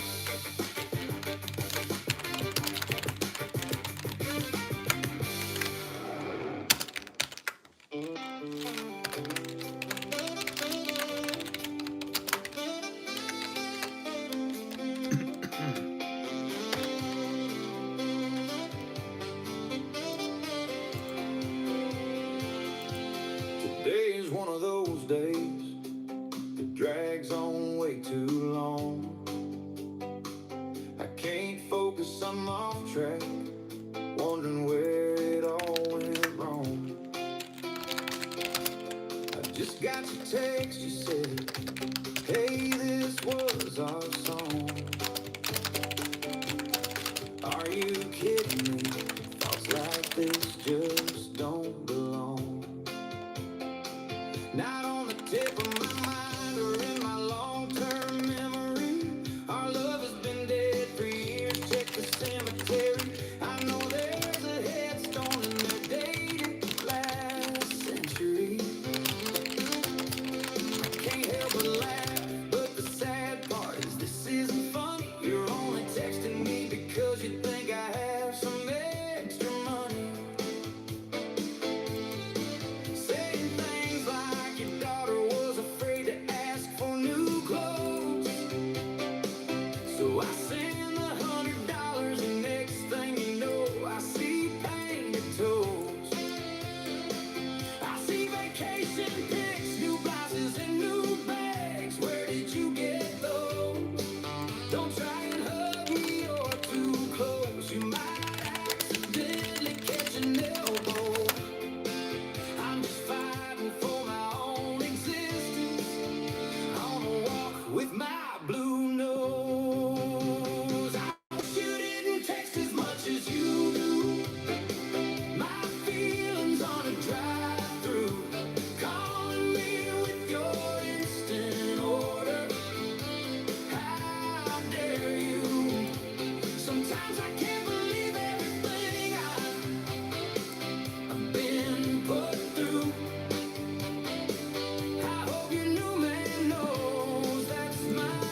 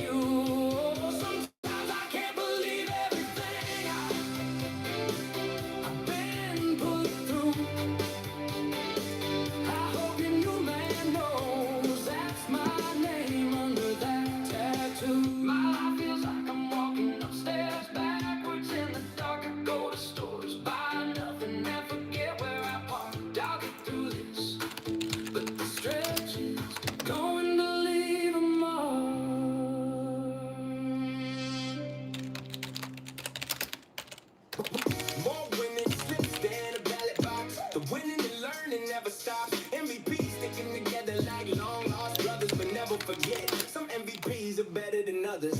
Rico knows, spreading knowledge every college football season. He's the best in the game, there's no one better breathing. You're trying to flip a unit, Rico will give you a reason. Don't be afraid of that plus 100, it's the best this season. Some of you will skip the videos and be confused. Don't be the only MVPs, the blind tell and lose. Rico's gonna tell you to bet the spread and go to bed. Parlay only money lines, that's how we get ahead. He'll tell you which defenses don't stop the spread.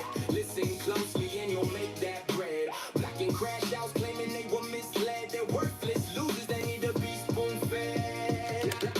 Locks, leans, and telling you to ignore your favorite team. Watching tape and telling you a wide receiver is hitting the scene. Listen closely, it's a full breakdown of power for teams. Flipping units instead of chasing pipe dreams. Ahead of the curve on group of 5 teams. If you're missing, slow down and wait for UFC. Every Saturday, we go get Raiders a must-see. There's nothing better than 82% live.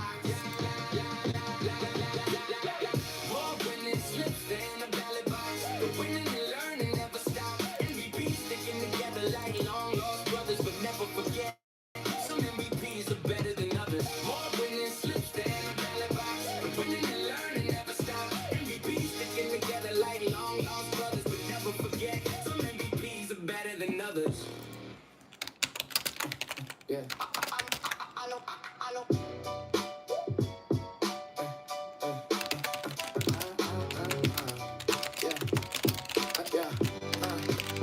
I know some of you think what makes it special. You don't say it, but you think it. Most of y'all are evil and wanna do me dirty, that's the devil. But I remind myself, you guys drown at sea level. I could build you a bridge, but then I'm a bridge builder. I'm a social media influencer, no filter. TV networks and websites want me to cross over. Haters keep saying I got lucky. 4-leaf clover, never got signed, never got looks, never got ages, never got took. No handouts and I never got shook. Got some women in the DMs, but I never got hooked. Never gave a sponsor any split. No one can give me shit. Everyone thinks I need their advice now, but if they were me, they throw in the towel. I got talent and know what's what. This is no random. Come on, the checks don't feel like it used to. Trust no girl, telling myself they'll use you. Everybody asking how I'm gonna turn a profit. They don't know, they questioning the profit. I see everything coming, confidently walking to it, never running. Playing out for the game. Don't be playing with my name. Don't be claiming you're an influencer. I don't see you influencing anything. I'm not a flash in the pan. This didn't happen overnight. I built it brick by brick. This ain't no magic trick. My fans really fuck with me. My girl fell in love with me. My MVPs are really down for me. I'm not a flash in the pan. This didn't happen overnight. I built it brick by brick. This ain't no magic trick. My fans really fuck with me. My girl fell in love with me. My MVPs are really down for me. I see people come and go trying to be serious, but they're kidding. They call me uncle around here, but I got their moms dripping. I stay strapped. If you step to me, it'll ruin your family's Thanksgiving. I'm walking on water, you're steady swimming. I achieved my goals and never hit the ceiling. I retired and wrote a book called I Completed That Mission. I put an office upstairs in my house. I manifested that shit. Had to pinch myself. I'm not dreaming this shit. Next house will be on a cul-de-sac, but you won't know where it's at because we don't expose ourselves. It's a trap. Brick by brick, let it stack. I'm not a flash in the pan. This didn't happen overnight. I built it brick by brick. This ain't no magic trick. My fans really fuck with me. My girl fell in love with me. My MVPs are really down for me. I'm not a flash in the pan. This didn't happen overnight. I built it brick by brick. This ain't no magic trick. My fans really fuck with me. My girl fell in love with me. My MVPs are really down for me. I'm not a flash in the pan. This didn't happen overnight. I built it brick by brick. This ain't no magic trick. My fans really fuck with me. My girl fell in love with me. My MVPs are really down for me. I'm not a flash in the pan. This didn't happen overnight. I built it brick by brick. This ain't no magic trick. My fans really fuck with me. My girl fell in love with me. My MVPs are really down for me. I'm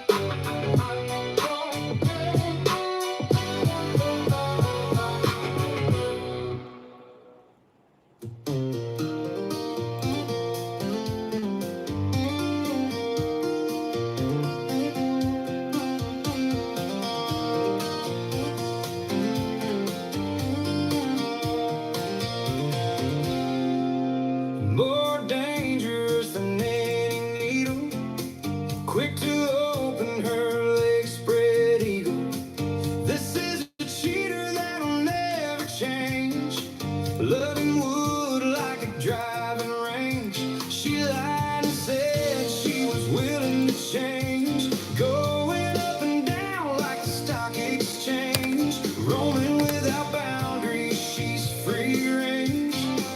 The worst part about this exchange, he's 22, and this is no firing range. But I can't trust her as far as I can throw her. What I wouldn't give to not know her. We'll never make it to the steeple because hurt people hurt people.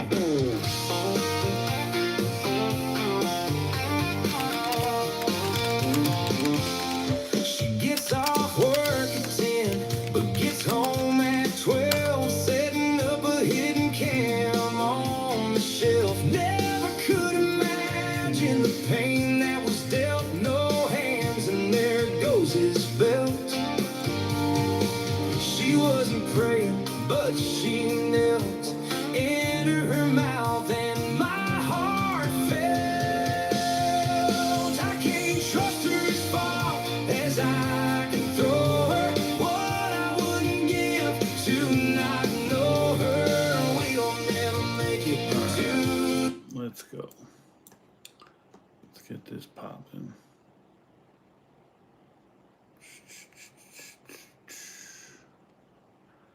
Where the hell is it? All right.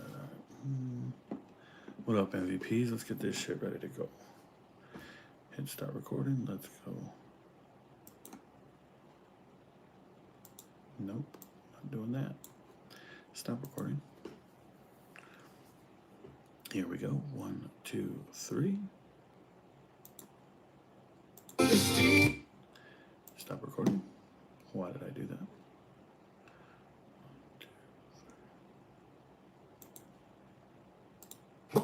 More winning slips than a ballot box. The winning and learning never stops. MVPs sticking together like long lost brothers, but never forget. Some MVPs are better than others. Rico knows, spreading knowledge every college football season. He's the best in the game. There's no one better breathing. You're trying to flip a unit, Rico will give you a reason. Don't be afraid of that plus 100. It's the best this season. Some of you will skip the videos and be confused. Don't be the only MVPs to blind tell and lose. Rico's gonna tell you to bet the spread and go to bed. Parlay only money lines, that's how we get ahead. He'll tell you which defenses don't stop the spread.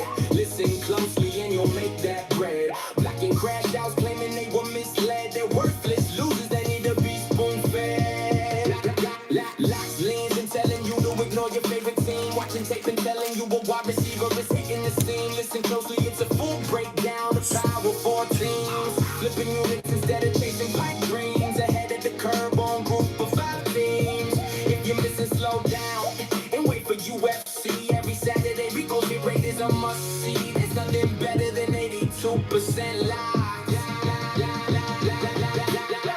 More winning slips than a ballot box. The winning and learning never stop. MVP sticking together like long lost brothers, but never. About to start right now. Some MVPs are better than others. More winning slips than a ballot box. The podcast starts right now. MVPs sticking together like long lost brothers, but never forget. Some MVPs are better than others. What up, MVPs? Rico Knows here. Hey, just a heads up. I'm going to take a little while to get going, so just let me warm up. I might stumble on my words. I might not be as fluid as I usually am. I'm here to record an episode tonight, and I'm going to get my notes set up properly. If you don't know, yes, I know every player in America, got all that, but sometimes there's extra notes I want to share with you guys while I'm talking and I'm looking at these teams. In tonight's episode, we're going to be talking about quarterbacks. You guys saw that. We're still doing quarterbacks. We're going down. And if you haven't noticed, I've been doing some type of I would say a synopsis, if you will, on the quarterback position. And it's kind of the entire offense is what I'm talking about. And I'm trying to give you an assessment on what I think of these teams so we can start leaning in on some of these futures bets and we can start believing in them. We're at the end of July. And in the entire month of August, I'll be going through looking, deep diving teams and looking for an advantage on the sports books for all the MVPs. If you're not an MVP, please, for the love of God, download Patreon, go search Rico Knows and change your life. We have, I believe, over 7,000 members now. Everybody will be back for football season, but we do this year round. We do it for football and we do it for UFC. And I'm just the best in the world at the UFC. And when it comes to football, I still think I'm the best in the world. It's just a lot harder. It's a lot harder to get it right. It's a lot harder to get all your prop bets right and all your picks against the spread. Our money lines are spot on. I think we hit it at some insane rate when it's money line, but spread is obviously the most difficult thing, and people always want to parlay them, and I don't agree with that. But one of the things we have is we have an advantage in week one. In week one, I typically dominate. I want to say I go 70% against the spread in week one. And that's for like the last 3 years now. I just dominate week one. And the reason is Vegas doesn't know their ass from a hole ground. They don't know what they're looking at. And I do. And I have to like make an assessment and live with the results. And sometimes I get it I get it so right, it's crazy, right? Indiana winning 4 games and now winning 11 games and then winning the national title the next year. And I call it and I see it and I believe in it. Fernando Mendoza is my number 1 quarterback. He ends up winning the Heisman, shit like that. So look, when I talk in this episode, there's going to be some very profound predictions and maybe things that I have to stumble upon. And the reality is I have to start identifying teams I think are going to exceed expectations, excuse me. And then I got to look for teams that are going to disappoint you and not perform up to that level of expectation. And if I have to talk about the latter, we're going to talk about Missouri. Looking at Missouri's roster, when I look at it, knee-jerk reaction, good roster. You have one of the nation's best running backs, and you look the part. It makes sense. Playing the SEC, it's an easy schedule. Everybody's SEC schedule is easy, for those of you who don't know. But it's one of these situations where I had to sit down and really dissect what I'm looking at. And I think Missouri is in really bad shape. I really do. So we're going to start with Chip Lindsey here. Chip Lindsey, I don't work with him, so I'm just going to be honest. I don't understand how Chip Lindsey keeps getting these jobs. I really don't. So this is a gentleman who was the offensive coordinator and the quarterback's coach at various places, right? So last year he was at Michigan, quarterback's coach.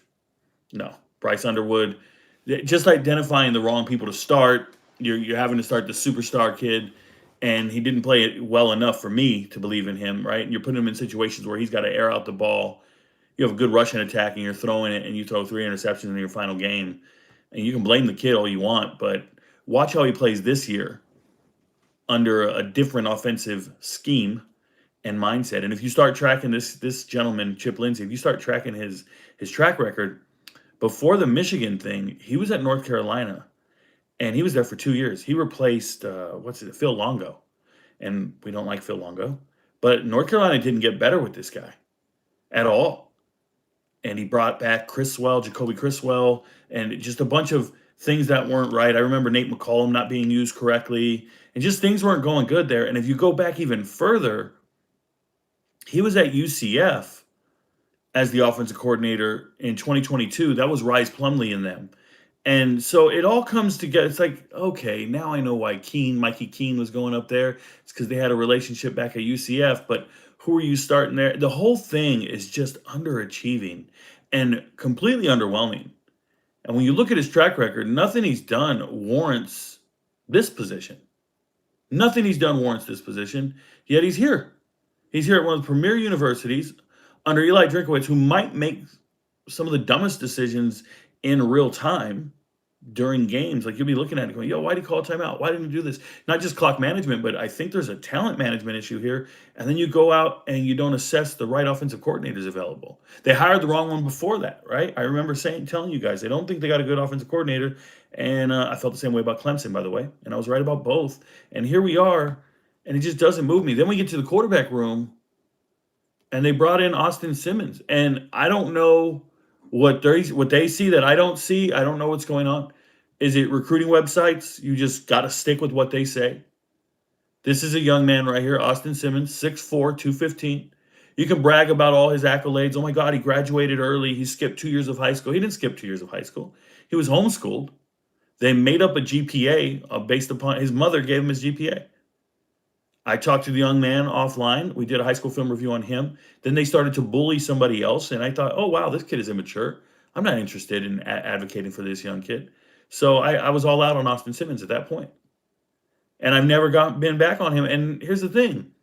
When Trinidad Chambliss transferred to Ole Miss, you can go to Twitter and find it. And you can go on TikTok and find it. I made a prediction, and I said Trinidad Chambliss is going to be the quarterback.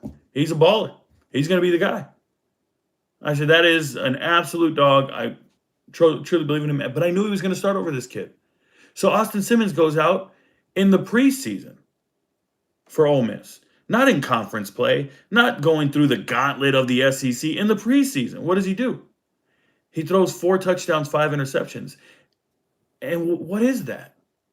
So while he throws it down the field a little bit more than somebody like Zollers, which, by the way, Matt Zollers is the other quarterback, but you get this position at Missouri, you have any opportunity to sign other quarterbacks, and you go and sign this guy because recruiting websites told you he's good? Are you ignoring what was out there on Saturday? Like, are you ignoring it? And if you can get the most out of him, congratulations. But I don't even want anything out of him.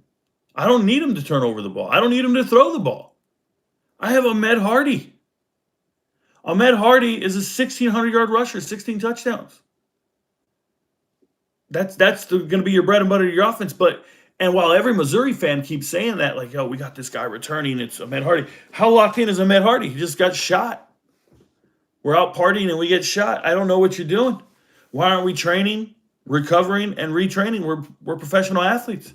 We get paid like professional athletes. We need to make decisions that aren't the Plexico Burris route. And for me, there's more concern when I get to an interview with Chip Lindsey and I listen to what he has to say, and he says, we're going to have a 5-headed monster. What are you talking about, a 5-headed monster? Oh, we need 2 running backs, a great quarterback, and 2 wide receivers. And you have some good wide receivers.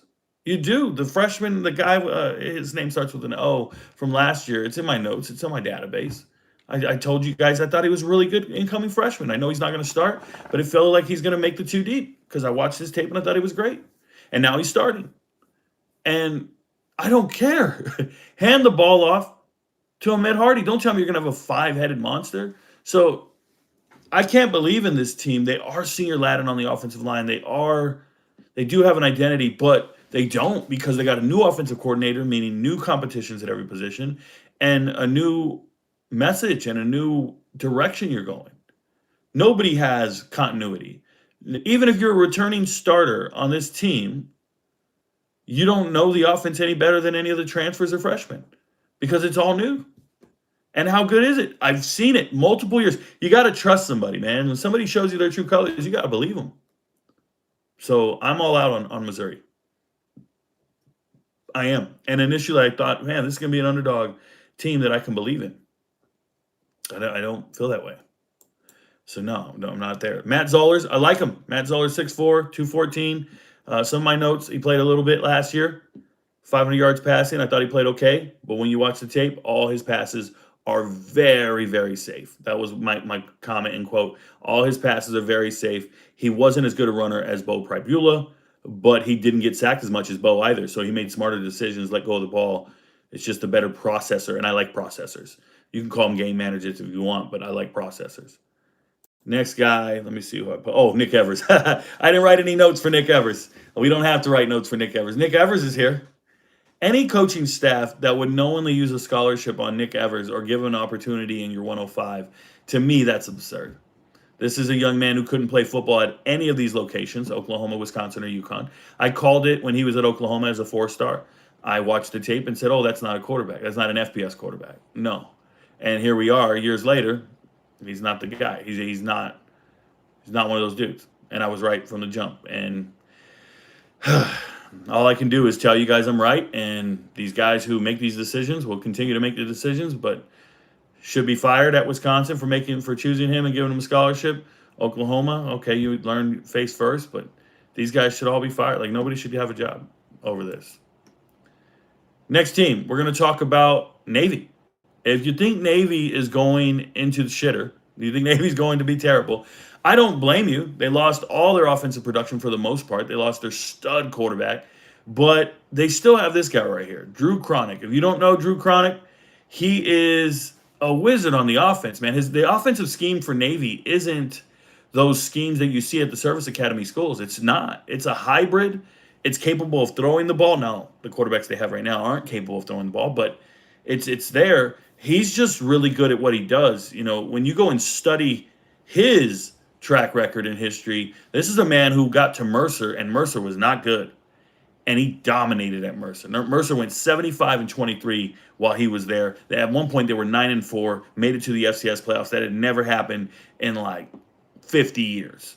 So Drew Cronick, very good coach, and you can see he has the American on their heels. Anytime he's coaching a conference game, those defenses are utterly clueless as to what's coming at them. They're calling the wrong stuff. They're kind of sitting back and they're getting razzle-dazzled. You see guards pulling this way, the play's going that way. They don't know what's happening. It's awesome. I love to see it. This man is playing chess. He's got a couple extra pieces that you don't got. It's tough to win when you don't have the right pieces. But he's here, so shout out to him. Navy just had back-to-back 10-win seasons. And you think they're going to fall off the face of the earth after winning back-to-back 10-win seasons? I don't think so. I'll also say one more thing. Recruiting. I help a lot of players sign in college football. And they signed one of my number one defensive back. And listen to me. His name is Tyler Rochester. His brother is Tyson. No, I'm talking about Tyson.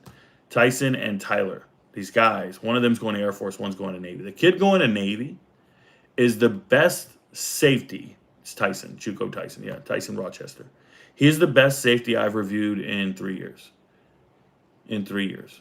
How long did I review? When did I last review Dylan Thieneman? Now, I review safeties in the FBS. Don't get it twisted. I'm going to say, let me rephrase. The best high school film review guy I've done. I think he's one of the most talented players I've ever reviewed. And he's committed to go to Navy. Shout out to Navy. I don't know if he's going to stay committed or what, but I hope it works out. He's a 4.2 GPA kid, super special. And I think he's a Power 4 slam dunk prospect, and he's going to Navy. And Navy can sometimes land these guys because of their academic prowess, because of their prestige. And shout out to them. So, very good stuff. As long as they have this Drew Cronick guy and he doesn't get snatched up by one of these bigger programs. Remember, Virginia, for example, Virginia's entire secondary, and not just secondary, but the defensive side of the ball is all a bunch of former Army and Air Force coaches. Most of their position group coaches at Virginia are Army and Air Force guys. And you see Virginia winning like they never have before. And it's because they spent money in the transfer portal and they found the right position coaches. And here, Navy's got some, and they're going to get hired. They're going to get hired eventually. But we got a great offensive coordinator here in Drew Cronick. He could be a head coach for all I know. All right, Braxton Woodson, slated to be the starting quarterback, 6'3", out of Lake Brantley, Florida. My notes on him are pretty simple. His uncle played 4 years for Bama. He was a quarterback back in the 90s. His father played at Auburn. This kid comes from an extremely athletic family. Can't throw a lick. He's athletic. He's big. 6'3", 220, 215-ish. He's going to keep growing. Can't throw a lick, but man, is he big. He's pretty cool. This kid right here, Jackson Gutierrez, I was not prepared for how good he was. You know, he's sneaky athletic. He's a Hispanic kid from Texas. I was convinced this guy's not it. No, he is. He is. He's one of them stud athletes that does a little bit of everything. I think he lettered in 4 sports in high school. I was a tri-sport athlete. That means you play a sport every season, right? In the fall, the winter, and the spring. This guy somehow did 4 of them. Pretty remarkable stuff. You just look at him, he's likable. So that's one of them dudes. I can tell he's pretty likable. Shout out to him. Next guy is Ryan Brass. I don't think I have any notes on Ryan. Ryan didn't hit the radar for me. The next guy that I have is Landon Walker right here. I'm hoping Landon Walker someday, some way, somehow gets out there. Landon Walker played at Woodward Academy in Georgia a couple years ago. Woodward was showing up in the playoffs, in the state championship game, stuff like that. And it was Landon Walker. Super athletic family as well, just like Braxton Woodson. I like this kid. I hope one day he gets a chance. He's a little undersized, 5'11", 190, but man, really good stud player. Somebody I can pull for, somebody I can believe in. Michael Dove, this is a former 3-star kid. Yeah, former 3-star Florida kid out of Lake Nona. Lake Nona right next to the Orlando airport area. Yeah, stud player, stud athlete. Shout out to him. Navy's in good hands. They'll figure it out. I believe in their scheme more so than the players. Speaking of scheme, here's Kurt Roper. Kurt Roper's been coaching a really long time, 31 years of coaching. He's now the offensive coordinator for, and those are his kids, no DNA test needed. He's now the offensive coordinator for NC State. It's his 8th year at NC State, and he's done everything. But he's not a complete slam dunk at offensive coordinator, not right now. I remember he was the offensive coordinator at Duke a while ago. And when he was there, maybe 2008 to like 2013, he was there for a while. They were decent and they had some good numbers and everything. But if you were that good, why did you go and become a running backs coach and a quarterbacks coach for the next decade of your life? And that's all he's been doing. But now he's the OC. I believe it's a relationship-driven thing between him and CJ Bailey.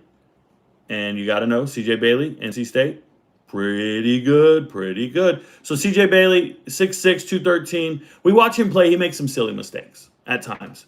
He's kind of athletic, lanky, skinny. He was really skinny coming out of high school. But when you start looking at this, you start going, whoa, whoa, whoa. It's not bad, man. It's 3,000 yards, 25 touchdowns, 9 interceptions. It's all there. Now, he's had stud receivers. They transfer out. They backfill. They find more. They're going to have to find more. They're going to have to find better running backs because they just lost Hollywood Smothers. He just went to Texas. But C.J. Bailey got thrown into the fire as really, really young in his career. Remember, Grayson McCall got injured, and they're like, yo, you got to go do this thing. So if you don't know C.J. Bailey in high school, he played at Chaminade Madonna, right? The powerhouse, small school, Florida, D'Angelo Pons. There's a lot of guys out of there, but I'm just saying that one in particular. So C.J. Bailey is one of these guys that you got to like. He can run. He doesn't run all the time, not design runs, but he can run. He better hope he comes through and he makes that growth. I'm going to say a couple things about this. Offense coordinator, not a complete slam dunk, but the relationship's there, right? Former quarterbacks coach turned offensive coordinator, his quarterbacks coach. So they have a relationship. I like that they kept it in-house and they kept him comfortable with what he knows. They're not trying to teach him a new offensive scheme for his third year in a row, something like that, something crazy. But if CJ Bailey doesn't pan out or it doesn't work out, I'll be very surprised because I think that they're a very senior laden team. I looked them up. They had the second most seniors. I was studying who had the most seniors in the ACC, and it was Virginia, 53 of them, graduates or seniors or redshirt seniors. And then the next closest was NC State, and I think they were at 30-something. And nobody was over 30 except for NC State and Virginia. Virginia has the most in the whole country. 53 is an insane number, right? It's an NFL football team it's worth. So they got a bunch of old men. Virginia's going to be very good. CJ Bailey, he's not bad. Now, CJ Bailey has a wide receiver. I didn't write down his stuff. His name is Davion. I hope he's here. Oh, I didn't pull him up. Dozier. David Dozier is a transfer wide receiver coming over from, I know he was at App State. Oh, he's coming over from Arkansas.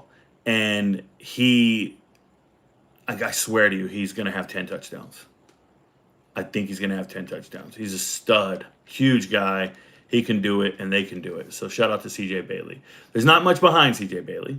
The backup quarterback, supposedly, is Tad Hudson. If Tad Hudson is your backup quarterback, I think you're evaluating talent incorrectly. I think Tad Hudson's a terrible quarterback. I'm not a fan of his tape. I'm not a fan of his production or decision-making. I'm not a Tad Hudson guy. That just doesn't work for me, okay? So that's just the straight-up God's honest truth there. Now, with that being said, they do have another quarterback that I believe in, and it's Will Wilson. Will Wilson is a Rico Knows hidden gem alumni, straight out of South Carolina. Shout out to Richland, right? So Will Wilson, dual threat, stud, kind of a poor man's Lenora Sellers. I like this guy.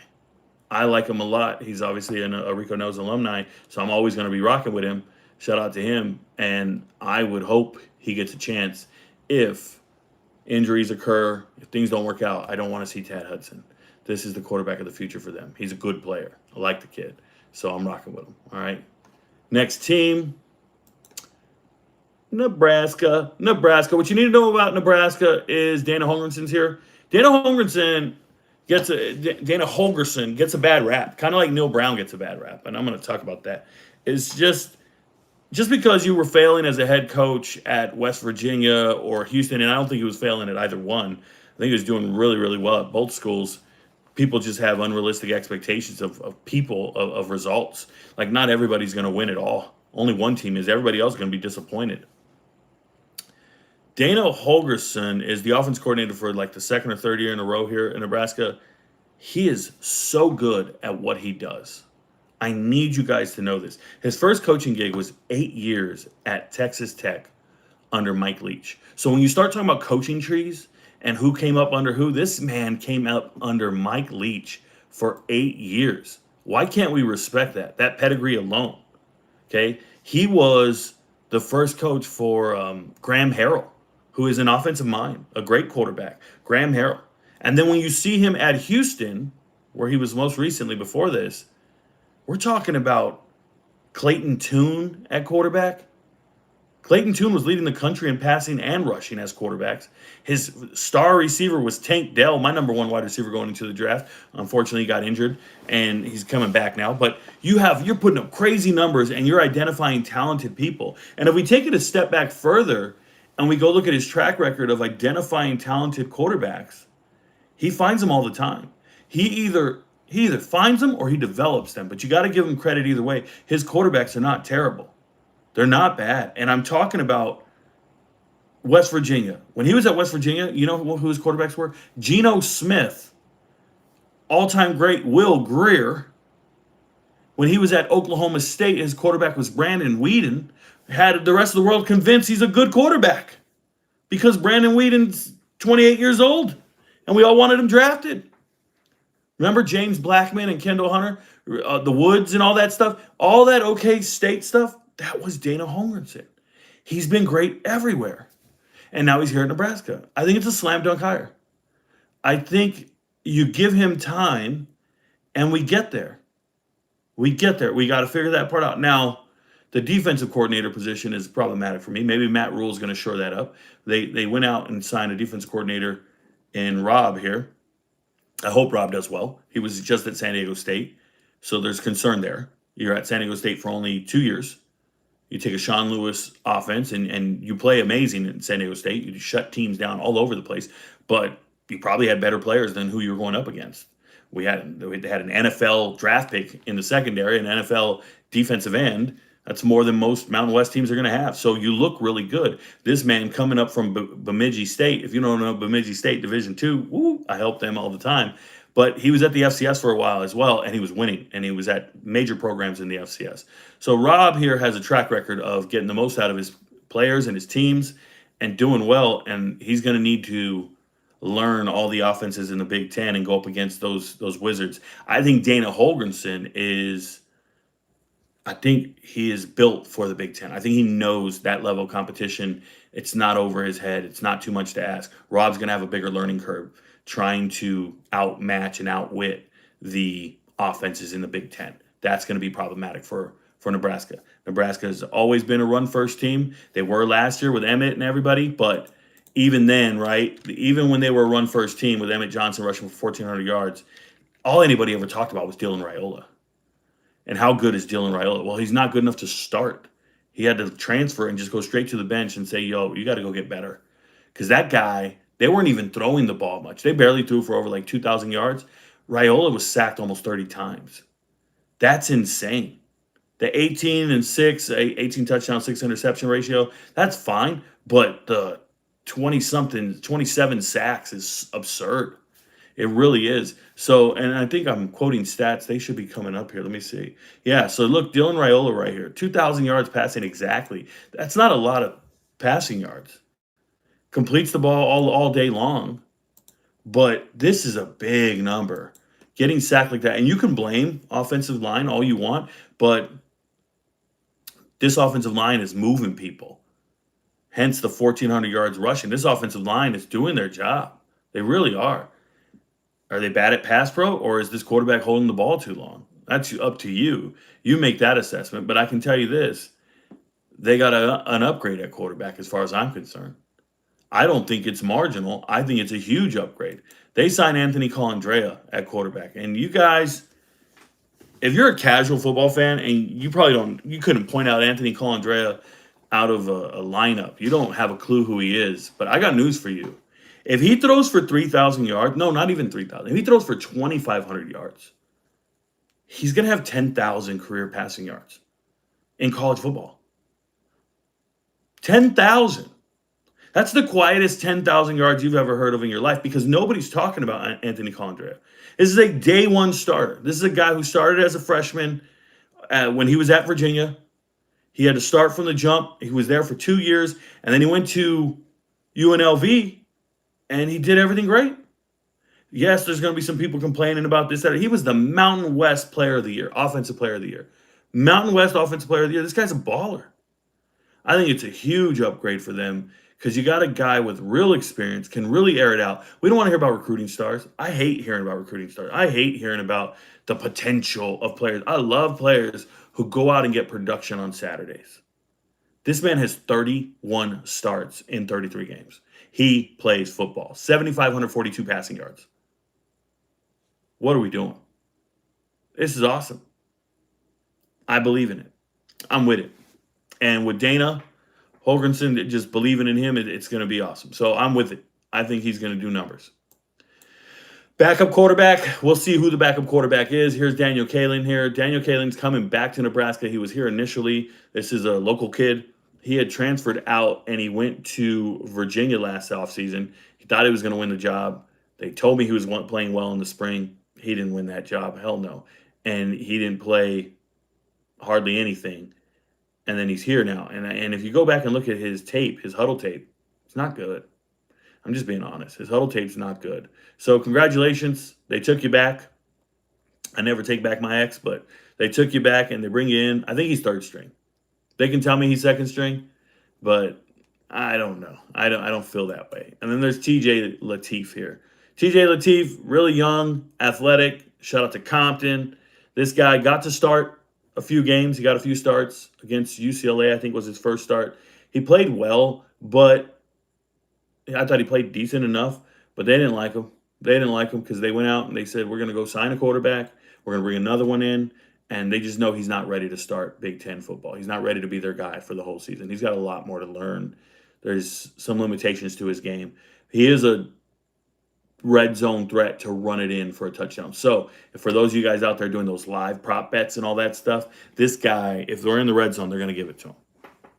And he's going to run it in for a touchdown. I think he takes care of the ball, by the way. I think he's pretty cool. So shout out to him. Next team, Nevada. You guys need to know, like, if there was ever a coach in this world that has straight up street cred, it's this guy right here. It's Jeff Choate. Jeff Choate's got street cred, bro. He's the Nevada head coach, but don't get it twisted.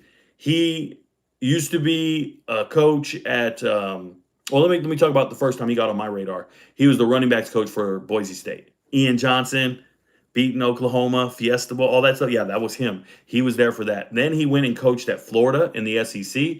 I think he coached at Washington under Coach Peterson.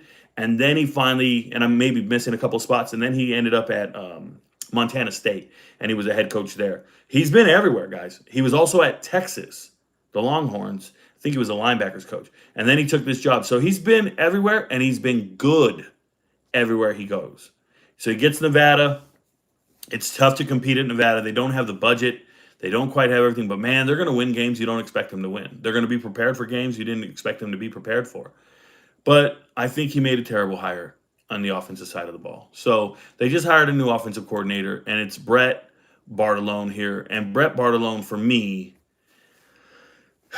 it's tough, man. Brett is a good recruiter, I believe. He's a good recruiter. He used to be at Nevada years ago. He was the wide receivers coach. And then then he was on my radar when he got to be on Coach Prime's staff. So he was on Coach Prime's staff. They had about 2 white guys on the staff. He was the token white guy. And he was the wide receivers coach the first year for Coach Prime. When they left Jackson State, he was the wide receiver offense coordinator, I believe. And then he comes over to Colorado. He's the wide receivers coach. And the wide receivers couldn't do choice routes in Sean Lewis's offense. They didn't know what they were doing. So when we talk about wide receivers not being prepared for their responsibility and for their offensive scheme, that falls squarely on his shoulders. So you fire the offense coordinator, or he quits before the end of the season. Shout out to Sean Lewis. He leaves. He's now the head coach at San Diego State. Congratulations. And he's doing well. He wasn't the problem. And then Brett Bartolone here, I believe he got demoted. And I say demoted, but he got moved over to tight ends coach. So if you don't know the pecking order for position coaches, tight ends coach is probably the lowest bar to entry on the offensive side of the ball. So he becomes a tight ends coach. Does Colorado use tight ends? No, they don't even use them. So they just had him on staff, and then they got rid of him. And now he's here. And it's just and he was the interim offensive coordinator for Colorado last year and the last 4 games of the season. They didn't do much with those. Okay. I want to say they didn't score more than 2 touchdowns most games. I think it was like 17, 22, 17, 14 in the last 4 games of the year for Colorado, if I remember correctly. They're getting blown out, but they're still getting more offensive possessions. And if you go back and look, Juju Lewis, he threw for more than 200 yards in 1 game. 1 game. The rest was everything was just trash. So Brett Bartolone, back when he was coaching at Nevada, they had one of the best wide receiver rooms of all time. And I say of all time. They had 4 or 5 NFL guys in that room. 4 or 5 NFL draft picks, NFL undrafted free agents, whatever they are. They all made a Final 53 eventually. They transferred. Some transferred to San Jose State. Some transferred to Colorado State. But you know them. Torrey Horton. Oh, man. You probably don't know them, you guys, if you're not fanatical. But there's just a bunch of guys that really made it. And so that offensive scheme doesn't exist anymore. This is a run-first offensive scheme. And it should be. They should be a run-first team, kind of hard-nosed. They're used to having a big dual-threat guy. And I want you to model this behind like those Montana State offenses that Schote had, because that's the only way they're going to be competitive. When you don't have the money to get a 5-star quarterback or to get one of them high volume quarterbacks, you have to change your scheme to do something that's advantageous to you. Go find an athlete. Go find a Jalen Rayner. Go find a Lunch Winfield. Go find a dual threat guy that can keep possessions and extend plays. You're tired of getting sacked 27 times? Well, find somebody who can outrun those defensive ends, and you won't get sacked that many times. You'll still make mistakes. You'll still have problems, but you can extend plays and try your best. So they didn't quite do that. What they did was they hit the portal, and they put all their eggs in one basket. I'm going to show you right here. That's all they could do. They signed this guy, Luke Duncan. And if you ask me, Luke Duncan needs to be the starter. He needs to be the starter. But he can't. He can't. He threw 3 interceptions in the spring game. He's a UCLA transfer. He's 6'6", 210. I wrote in all quotes, he has to be their best option at quarterback. He has to be. If he's not, what are they going to do, man? Because their other quarterbacks aren't good. And I mean it. When you look at their stats, I could show you the box score from last year. Carter Jones. This is Carter Jones. He was abysmal. Abysmal. I know, 1,000 yards, it looks okay, Rico. No, man, he threw more interceptions than touchdowns, and it's worse than that. Like, if you really went back and watched these games, it's so much worse. I just opened this up. Where did I open this up at? Right here. Go and watch these games that he played in. He threw 3 interceptions in 1 game, 2 interceptions in this game. Then he threw some and then he scored against San Jose State. Like, I'm not with it, bro. I'm not with it. If I see you play a whole game and it's just brutal. It's a liability. And they won a game. They won a game 13-7. You know how bad Wyoming was. They had terrible quarterbacks as well. And then their coach should have been fired. I just can't get down with Carter Jones as the quarterback, and they know that. They went out and signed a transfer. The other quarterback they have is A.J. Bianco. And A.J. Bianco, by the way, Carter Jones, not healthy in the spring. Didn't even play in the spring game. He was injured. So I don't know what we're doing. I hope they're not going to war with this dude. I hope not. A.J. Bianco, not a good quarterback as well. Not good enough to be here, but, I mean, he is. He's a redshirt senior. Played at St. Louis High School, perennial power in Hawaii. Got it. I played the best out of all the quarterbacks in the spring. This is not an FBS caliber quarterback room. It is not. And I'm hoping the UCLA kid, I'm hoping that Luke Duncan wins the job, because they got no other chance in hell. Shout out to Nevada. I hope to goodness they find a quarterback. You know who has a quarterback? Coach Eck, New Mexico. They showed up, New Mexico, if you don't know, when Coach Eck got hired last year, I really believed in them. They had a playoff team coming in that is from Idaho. So they transferred in from Idaho. And you guys got to understand, when you transfer in from Idaho, everybody's going to go, oh, they're just transferring in from Idaho. It's not real football. It's not good football. It's good enough to win the Mountain West. It's good enough to be competitive in the Mountain West. It's good enough to win games. You guys don't understand. Continuity is paramount. So when I see a team like Iowa State all transfer to Penn State, yeah, they're going to be good enough to win a lot of games. It's just people don't quite grasp that yet. They're going to understand. They're going to understand the G.J. Kinney effect when he left UIW and brought all his Louis luggage with him. You start looking at these coaches, Coach Huff transferring to Southern Miss. Brought all his Louis luggage. They win everything. With Southern Miss, it's easy to win there. Just bring who you want. They can all play ball. I'm with it, man. I'm with it. I believe in this. I really do. I've been watching Trey Lamb. He did the same thing when Trey Lamb left. Where was he first? Was he at Gardner Webb, and then he went to, where'd he go? Tennessee, somewhere. UT? No, he didn't go to UT Martin. Tennessee Tech. Where was he at for like 1 year? He brought everybody, and then he went to Tulsa, and they're still going to win games. It's the same thing here. New Mexico's got it going on. Jason Eck, I think his son plays linebacker. He's a complete stud. He leads the team in tackles every week. But good coach. They get the most out of everybody. I like what they're doing. I had notes on Luke, but I didn't write them. So Luke's here as the offensive coordinator. He's here for another year. I'm cool with it. The thing about it is he was at Idaho before that, and then before that he was at South Dakota State for 7 years. The thing about it is Jack Lane is the unquestioned leader of this team, and I like teams that have an unquestioned leader in Jack Lane. He did not play lights out. He threw 10 interceptions, only 13 touchdowns, but this is a run-first team, especially in the red zone. They had 4 running backs that were phenomenal last year. They had Damon Blackson. Well, they were phenomenal, the period, right? DJ McKinney, Scott Trey Humphrey, and who was the other running back? Not Deshaun Buchanan. That's not who I was thinking of. There was another guy that was supposed to be here. But look, here's what happened. Scott Trey Humphrey transfers in from Montana State. I already know he's the best running back in this room, period. But he wasn't always healthy, so they had to go and grab other answers. Damon Blackson was a 1,000-yard rusher coming in from Utah State. No, Weber State.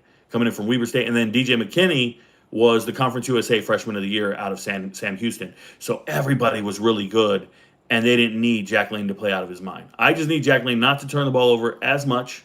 He's still the unquestionable leader. He's still the guy. Okay? Lobstein's still here. This guy right here, Lobstein, he's a little, oh, that's Jack Lane. James Lobstein here. He is a little dual threatish. He's not, I shouldn't say little because he's 6'3", 209. He's healthy. He is their dual threat guy. He got another year of eligibility. This is a young man that was at New Haven initially, FCS school, if you don't know. Very, very bad facilities. And then he went to Sussex, which is JUCO. He was there for 2 years, played well. Then he went to New Mexico, and he's been here since. I think he's a dual threat guy, pretty tough. He played, they tell me he played the last 2 games of the year with a cracked bone in his leg, and he still hung in there. So I like that guy's toughness. They got an answer there. And then they got Cade Mitchell. Cade Mitchell, quarterback, incoming freshman. Or no, it's his first year. Is he an incoming freshman? I believe he's an incoming freshman. Cade Mitchell. My notes say, looked good to me, juice on tape, arm to put it anywhere. Reminds me of a Fresno State quarterback. So what does that mean? What that means is for years, Fresno State's quarterbacks could transfer and go start at other Group of 5 schools. They really could. All the Fresno State, like there was 4 quarterbacks at one point in 2021 or 2022 at Fresno State, 4 of them. And the 4th string guy was Jalen Henderson, who could start at A&M. He ended up starting at A&M a year later. The other guy was Fife. The other guy was Hayner. And then they had another kid who transferred to Louisiana and became the starter for the Raging Cajun. They had so many good quarterbacks. And Joshua Woods was there, and he ended up going up to Idaho. They had everybody. They had all these great quarterbacks. And it was an embarrassment. It was like a thing of riches. Like, they even had the wide receivers. The wide receivers were phenomenal wide receivers. You could go 4 or 5 deep and find a guy. And you'd be like, holy shit, they still got guys. This Cade Mitchell is a guy. This is not the normal quarterback that signs in New Mexico. This is a stud quarterback. I loved his tape. He looked great. He looks like a starter in the FBS. 6'1", 220. I think he's the future. I think he's good. And I don't hear me say that often. So he's good. Then we get to New Mexico State. You guys know how I feel about New Mexico State, and if you don't and you're new, Tony Sanchez. I'm not a huge Tony Sanchez guy. But when I sit down and assess New Mexico State for what they are, I work with Hercules. If you don't know Hercules, running backs coach, recruiting coordinator on the team. I do work with him from time to time. We talk on Twitter, and we try to find players for them to sign. They signed one of my guys this past cycle. And I'm starting to understand that they are getting the most out of their players. They're evaluating the talent correctly. They're getting the most out of their players. The problem is is they didn't have continuity the way you needed. Remember, this is a team that got raided by Diego Pavia and Beck leaving, and all these guys leaving to Vanderbilt. They took everybody with them. I mean, it was just a free-for-all. Their star running backs leave and go become the starters at Kentucky and Arkansas. Can you imagine the 2 running backs in New Mexico State are capable of starting in the SEC, but they're on the same team sharing the backfield in New Mexico State? So there's a problem there, right? But they're having to backfill and find answers, and they weren't finding answers. And it made their offense look absolutely horrible. So David Yost is the offensive coordinator. If he looks like he's an 80s surfer kind of guy, he is. He's been coaching for 37 years. He's been around forever. He knows Conference USA really, really well. That's one thing I'll say about him. I apologize for Ash. She's barking right now. But he knows Conference USA really, really well. And a lot of that has to do with the fact that he was the FIU offensive coordinator. So he can beat other defensive coordinators in the conference. He knows what he's doing. And I think that you need to trust a guy like this. He's pretty good. He really is. He's been at the upper echelon. I believe he was the offense coordinator at Missouri and Texas Tech. I apologize. I'm going to have to step away for 1 second and go calm the dog down. Ash, come here. I'm so sorry, guys. She's just riled up. Somebody's probably walking by the house, and we live out here in the middle of nowhere, and nobody's supposed to be walking around here. Come here, sweetie. Just come sit down and relax. All right, so we have David Yost. He's actually a good offensive coordinator. I'm going to tell you right now, this team is returning a lot of good wide receivers. Little guys, but they're pretty bad. They're pretty good. TK King, Pride. They got good little wide receivers you can believe in. Trust that. Now, what's the problem? Well, last year, come here, sweetie. Their offense, Logan Five transferred in. He came in from the FCS, but this was a guy that had initially said he was going to transfer to Minnesota. He couldn't even start at Fresno State. What the hell was he doing with all these other transfers? But he finally showed up, came to his senses, and he played here. He played all right. 11 touchdowns, 12 interceptions. Not good. Not good. He played okay. And the reason I say okay is because you got to look at the year before when they were rocking with Parker Awad and some other JUCO kid who was running the ball. Was it Navarro or something like that? They just had a terrible offense 2 years ago. So this year they actually had a sense of offense and they could throw the ball a little bit. But the guy that got, hey, come on, just relax, Ash. The guy that actually got in the games that they're going to be relying on is this dude named Adam DeMonte. And if you look at Adam DeMonte, 5 touchdowns, 407, this guy is not good. He started all the games, I think, at the end of the year. Yeah, he might have started all the games at the end of the year or at some point. What was it? Yeah, it was at the end of the year is when he started to play. And he beat UTEP. But, man, if you watch that tape, this kid is utterly reckless. Utterly reckless. He just does not know where he's going with his football. He throws interceptions galore. And if you go back and watch his tape, he's a transfer from Arizona. But this is a kid coming out of high school. He went to, I think he was out of Tucson, but it says Gilbert. I think he played high school ball in Tucson. But anyways, so he went to Northern Arizona first. And while he did start at Northern Arizona his freshman year, he had like 5 starts. He threw 9 interceptions in the FCS. I don't know what these coaches are doing. He keeps getting signed all over the place. He went 6 touchdowns, 9 interceptions his freshman year. That is terrible. At the FCS level in the Big Sky. And you're not even a full-time starter. And then he goes and transfers to Arizona, the Wildcats. From NAU to Arizona, they don't even play him. Why? Because they got a guy named, they got a guy that's been there from Servite. They got a guy that's been there forever. They don't need you. They got Mr. Fafita. They don't need you. Why would you transfer there? It's silly. So then he finally goes to, over here, he comes to New Mexico State. Plays not good. So they know he's not good. So they hit the transfer portal. They went and found some players. And I want to talk about them. I don't think they're going to start that Adam kid. I don't think he'll be the starting quarterback. He is the returning leader in production. I'm calling it now. He's not the starter. The starter for me is going to be this kid, Trey. Where is he? Yeah, this guy, Trey. Trey Heaton will be the starter, but I don't know how long he'll keep the starting job. I hope he does. Because I want the best for this young man. So he's transferring in from Furman. He's 6'3", 225.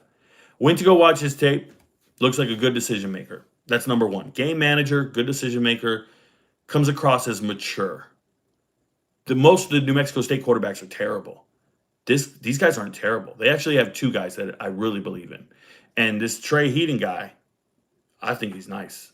I think he's pretty good. So shout out to him. The other quarterback, if he doesn't play well, if he has a bad look, and in Conference USA, they have bad games, they're going to bring in this other guy, and his name is Kalani. I'm pretty sure Kalani McLeod's going to be the second string guy. Doesn't say it anywhere on here. Our lads doesn't have it. I don't give a shit. This guy right here, Kalani McLeod, is special to me. I think I would start him, but you're going to start the other Trey kid because he's got more experience. But Kalani McLeod, 6'2", 205, coming out of California, Vacaville, California, Northern California. Criminally under-recruited in Northern California. They don't recruit really well in Northern California. If you didn't know, you can find some really good ballers in Northern California. They will not have a school to go to. And that's because the state of California has no Division II schools. Right off rip, they have no Division II schools. FCS schools are very few in between, and they're kind of spread out, but it's only one conference. It's not like the East Coast where there's so many options to go to school. West Coast, if you're not a Power 4 guy, you start looking around and you're going, man, where am I going to go? You got to travel the whole damn country. And they're not looking for you, and they're not going to find you. And this is how a guy like Cam Scadaboo can rush for 2,600 yards and end up at Sacramento State. Cam Scadaboo's senior year, he rushed for 2,600 yards. He broke 30 tackles on one play. Yes, there's only 11 guys on defense. He broke 30 tackles on one play. You go find it. It was the Cal High Sports Play of the Max Preps Play of the Year type shit. It's amazing. Cam Scadaboo's high school tape is insane. And that's when I discovered Cam Scadaboo.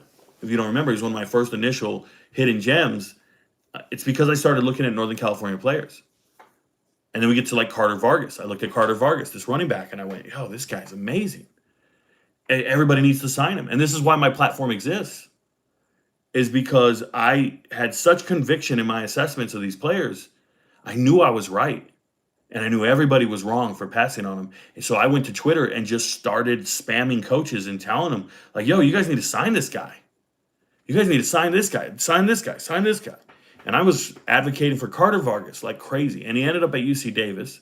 And now he's at Cal. And he turned down Ole Miss and Oregon to go to Cal. And he's a starting running back in the Power 4. I knew what I was looking at because I watch everybody's tape. So when I see your tape in high school and I go, hey, I know what I'm looking at. You got to trust me. You got to believe me. Now, coaches listen. Now I work with 1,300 different coaches. They all listen. They hear me out. Hey, Rico, you're right. I get that all the time. Hey, Rico, you're right about that player. You're right about that player. I get it all the time, every day. It's not job satisfaction. I don't need the pat on the back. I know what I'm saying. Kalani McLeod is good. I know what I'm saying. This guy went to, first and foremost, in high school, he was the #1 statistical leader in passing yards in California. I don't care about production all that much. I care about metrics. But when you're 6'2", 205, you have the right metrics. Now you lead the whole state in passing. He threw for 4,000 yards or something crazy like that. 4,500 yards, I think, in high school. It should say it's somewhere there on the screen. I don't know where it's at. It's not there. Oh, yeah, 4,494 yards. And after he did that, I don't know what offers he got. He got any interest. I don't know what. But then he goes and he signs with Diablo Valley College. You might not have ever heard of Diablo Valley. You might have heard of Last Chance U. You've heard of the Jayhawk League. So you've heard of all the D1 teams, all the D1 JUCOs in Mississippi and Texas. You've heard of all these schools. And even you get to California, some people know San Mateo. They know Fresno City College, whatever they know. They know all these different schools. But do you know Diablo Valley? Diablo Valley, never knew them that well. Now, I do work with Diablo Valley. I have somebody on staff. We give players to Diablo Valley. I get to talking to their coaching staff, and I come to find out these guys are in the semifinals last year. Of the state championship in California, that's pretty insane because it's like a 60 junior college league, and you're in the Final Four? How? Why? How'd you do it? Kalani McLeod. Kalani McLeod went to JUCO, and he didn't just go there and fight for playing time. He wasn't a part-time starter. He threw for 3,000 yards in a JUCO season. Are you out of your mind? 28 touchdowns. He averaged 459 yards passing a game in JUCO. 459. This guy can play ball. 1 year at JUCO. 1 year. And now he's here. I want to see him start. I want to see him start. Obviously, the Furman starter is going to be there. Obviously, Trey's going to get the shot. But Kalani McLeod, we will see him play this year. and I'm excited. I hope he plays amazing. I'm pulling for him. Shout out to Trey Hedden. I think he'll be the starter. I'm doing all this off the cuff. There's nothing written anywhere that says this. There's no depth chart that says this. Nothing. I don't care. I trust my eyes. And Adam DeMonte, for me, third string, going to fourth string, needs to transfer down. Probably a Division II quarterback. I don't think he takes care of the ball. But he's here. He's got a jersey. And then there's this kid, Trey Arnold. What up, Trey Arnold? Trey Arnold, 6'2", 210 freshman, out of San Diego. He played at Mission Bay. If you don't know, Mission Bay went undefeated this year. They were really good. Watch his tape. He's probably the best quarterback coming out of high school that New Mexico State's ever signed. He looks so good. He looks good. He looks like a player that normally wouldn't go to New Mexico State. What I'm going to tell you is this quarterback room is so much better than it was 2 years ago when Tony Sanchez took over. And I mean, it's infinitely better by a wide margin. Look, I don't even want to lie to you. 2 years ago, let's go to 2024. Who was it? Parker Awad. Look at this fucking thing right here, bro. These guys threw 12 touchdowns, 12 interceptions. The best quarterback in this room was this Brandon Nunez kid who only threw for 89 passing yards. But Nunez rushed for 92 yards and had 2 touchdowns. In one game, he did that. This was one of the worst quarterback. Oh, my God, it's so bad. Look at these completion percentages. 46, 43, 40, 33. I'm not a box score watcher. We watched every game. And that's the thing. We live stream every single one of these games. Shout out to the MVPs. I'm on the Discord stage for every one of these games. We watched every fucking snap of this team right here throwing the ball in the dirt. 44% is an insane number. So imagine how they felt going to 58 last year. They felt like they were completing passes everywhere. 44% is insane. That's worse than Anthony Richardson ever could be. And they're going to go up even higher because they got a real upgrade at quarterback. So I'm with it. I think the future's bright for New Mexico State's quarterback room, if they can keep them all. Oh, by the way, Parker Stofa showing up. I don't know what that's about. Guess he just got tired of being at the HBCU because he was at Jackson State, third string at Jackson State, and he's now here. And he's going to be fourth string. That's silly, but he's here. Congratulations to him. All right, pardon me. Didn't mean to bring that up. Next team. Oh, New Mexico State. I'll tell you why I had this up. I was talking about New Mexico State for a couple reasons. I don't know if I'm on their bandwagon, but I got to see what their over-under is. I think Vegas might just be wrong on this team. I think Vegas might shit all over them and think they're not going to win any games because the schedule looks brutal in the Conference USA. But listen to me very carefully. Last year, this team was rated by the transfer portal, and they didn't have any continuity. So they had to start from scratch in the fall. They had spring ball. Everybody left after spring ball. They had to start over again, and they had to start in the fall. This year, 92 players that were at spring football are still on that roster. I counted. 92 guys that were at spring football are still there, and they brought in 11 more guys. That's where it's at. That's what you want. So they're going to start off on the road, week 0, going to Florida State. Obviously, they're going to lose. It's kind of short turnaround. You've got 31 days in August, so then you got 31. You got 7 days later. They're going to Mercyhurst at home. Okay, so Mercyhurst coming in. They're going to smash Mercyhurst. Got it. Then they got to fly all the way to Hawaii, and then they come back home again, and they're playing New Mexico. This doesn't look good. They might only win one of these games. Got it. They're going to be 1-3. Cool. I like the way they match up with somebody down here, for sure. Missouri State's got a whole new coaching staff, got rated by the transfer portal. Middle Tennessee, I'll never believe in them. So Sam Houston, Jacksonville State, it's like, okay, watch these guys. If the sportsbook have them at 2.5 wins, I'm taking the over. We'll see. If they have them at 2.5 wins, I'm taking the over because I know they're not going to think very highly of them. But they are traveling a lot. They're flying everywhere. If you do the mileage, like, are they going to stay out there the whole time? Because they got to go. They're playing Western Kentucky. They got to fly to Florida. They're going to Sam Houston. Oh, where was it? This was crazy to me. You're going to Florida, home, to Hawaii, home. Like, what is going on? It's a lot of traveling. All right, next team, North Carolina. Ooh, North Carolina. So first things first.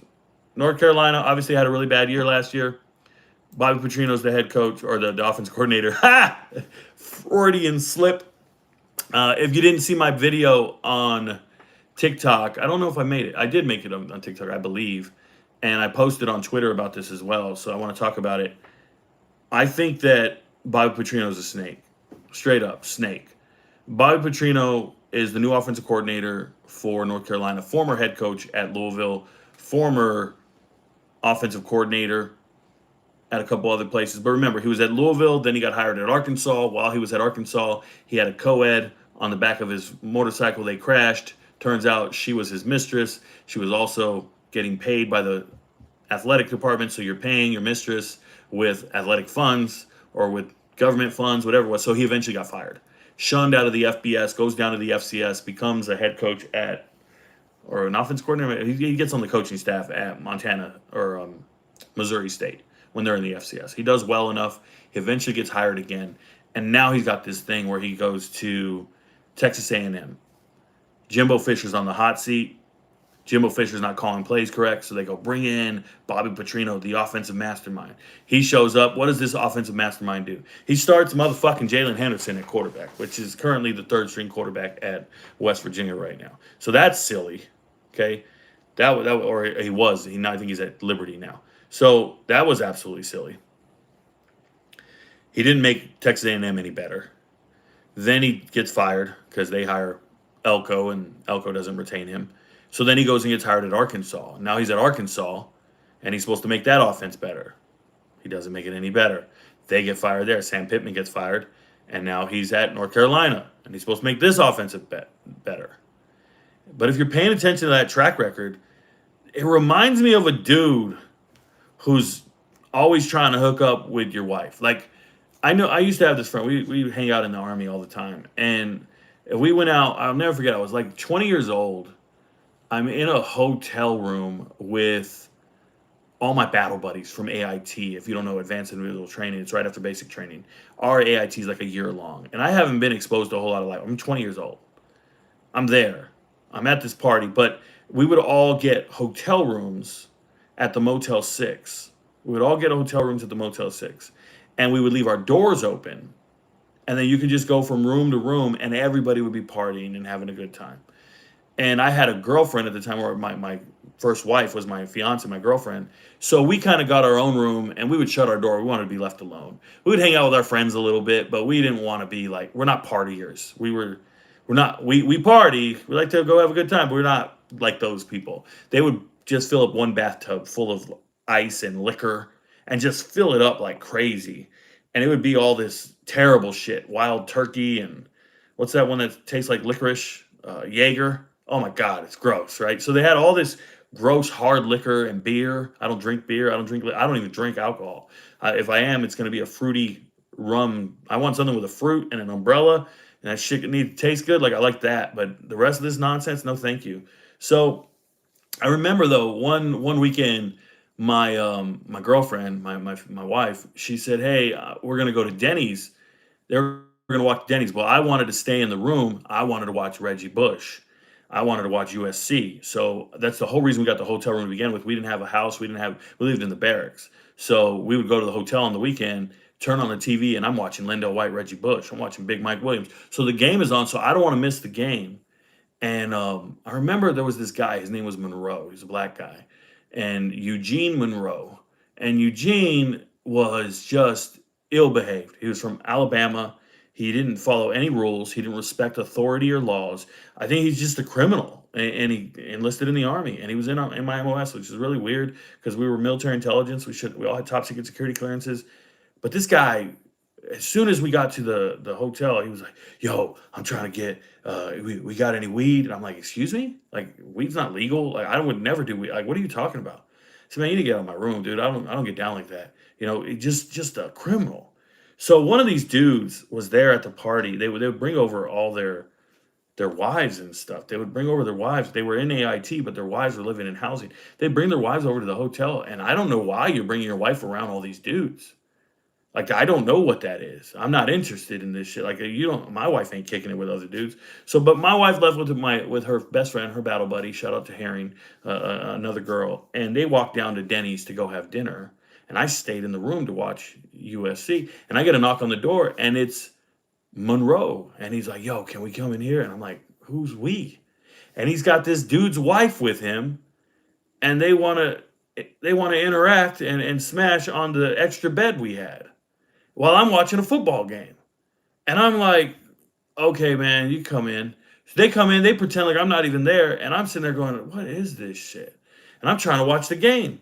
And all I hear is a bunch of breathing and a bunch of nonsense over here. And I'm like, yo, this is not it for me. So I just got up and I just left my own room. And I'm missing the second half of the USC game. And I'm like, man, this is crazy. I walk to Denny's. I tell my wife, I'm like, yo, man, they're in the room doing what they do. She's like, who's in the room? I said, Eugene, man, he's in there with that girl. And what girl? And I'm like, this girl. That's somebody's wife. And I'm like, all he wants to do is hook up with people's wives. And eventually, that girl went off and started dating Eugene and broke up with her husband. And then they got hooked on cocaine and he got kicked out of the army. And the story is insane. And then the husband, he OD'd. He actually overdosed and he died. You can consider it a suicide if you want. Sorry to be so morbid and bleak about the story, but the point I'm trying to make is I think about Eugene. I think about Monroe. When I think about Bobby Petrino, I think he's just trying to hook up with everybody's wife. He has no desire to be a good offensive coordinator. He is picking programs that he knows have marital problems. He knows they're on rocky foundation. He knows they're going to break up. That's why he went to A&M. He went to A&M. This is a guy that got shunned out of the FBS. He cannot legitimately get hired in the FBS. Nobody wants to hire this dude who knowingly did fraud, cheated on his wife, lied about a car accident. He's been ridiculed and shunned from the FBS to be a head coach. So nobody's going to hire him as a head coach. So how do you become a head coach in the FBS? The fastest way to do it is be a coordinator in the Power 4. Fastest way, be an offense or defensive coordinator in the Power 4, you're going to get hired at a Power 4 head coaching position. That's what they look for. If you're a group of 5 head coach, they're not looking for you. You got to win for an entire generation. Shout out to Willie Fritz. Shout out to Summerall. You got to be some of these all-time great dudes before they're going to hire you, for the most part, especially if you want to get in the Power 4, if you want to get to a perennial power. And that's what this guy wants. He wants that paycheck. He wants that position. He wants your wife. He's coming over to dinner, and he has no desire to sit down, have dinner, watch TV, and hang out with you as a friend. He's more interested in flirting with your wife when you go to the bathroom. That's real. So he goes to Texas A&M knowing Jimbo Fisher's on the hot seat. And he knows Jimbo Fisher's going to get fired before the end of the year. So what does he do? He becomes the interim head coach. And he hopes he does a good enough job as the interim head coach to then become the full-time coach. But he didn't do a good enough job at A&M. They're not believing in that fool's gold. They had Elko. Elko, former defensive coordinator for them. They had that, and they said, yo, we're going to go get Elko. So then what does he do? He says, man, I'm going to go to Arkansas. I'm going to work for Sam Pittman. Sam Pittman's been on the hot seat for 3 years. They fire Sam Pittman mid-season. Why? Because they're underachieving. So when you hire an offensive coordinator who has a hidden agenda of becoming the head coach, how hard is he going to try to win games? He's knowingly losing the games. They're losing the games. They fire the head coach, and then he becomes the interim head coach. He's done it at 2 different places. How many times does he need to do it before you believe him? So he was the interim head coach at Arkansas. And then he gets here to North Carolina, and Bill Belichick's on the hot seat. If Bill Belichick can't figure this shit out, he's going to get fired. And you know what's crazy? His defensive coordinator is his son. His secondary coach is his son. Rico, they're former NFL coaches. No. They are. Go read his son's resume. Go read Brian Belichick's resume. He was the personal assistant to his dad in 2016. That was how he got his foot in the door. He was his dad's secretary. And then he turned that into, now he's a safeties coach, one of the best in America. Either we're becoming great coaches through osmosis. I don't believe that. My son couldn't coach football the way I do. Not in a million years. My son can't fight the way I do. Just because he's around me doesn't mean he's great at it. He can't rap the way I do. He can't dance the way I do. He can't think the way I do. He can't do anything the way I do. Don Shula, what are his kids doing? Where's the Lombardi kids? Where's Michael Jordan's kids? Where's LeBron James' kids? Are these equivalent? Where's Dwayne Wade's kids? Just because you're the son of somebody great doesn't mean you're great. Yet we got Belichick here hiring his kids to do these amazing jobs. And I hope they're doing great. But when you look at Bobby Petrino, this guy is knowingly joining programs with coaches on the hot seat, and there's only one reason to do it. I only want to go to dinner with couples that are recently separated. I got a chance to hit. I got a chance to, all right, Mr. Monroe, Eugene Monroe. Never forget that, dude. Just the snake in the grass, bro.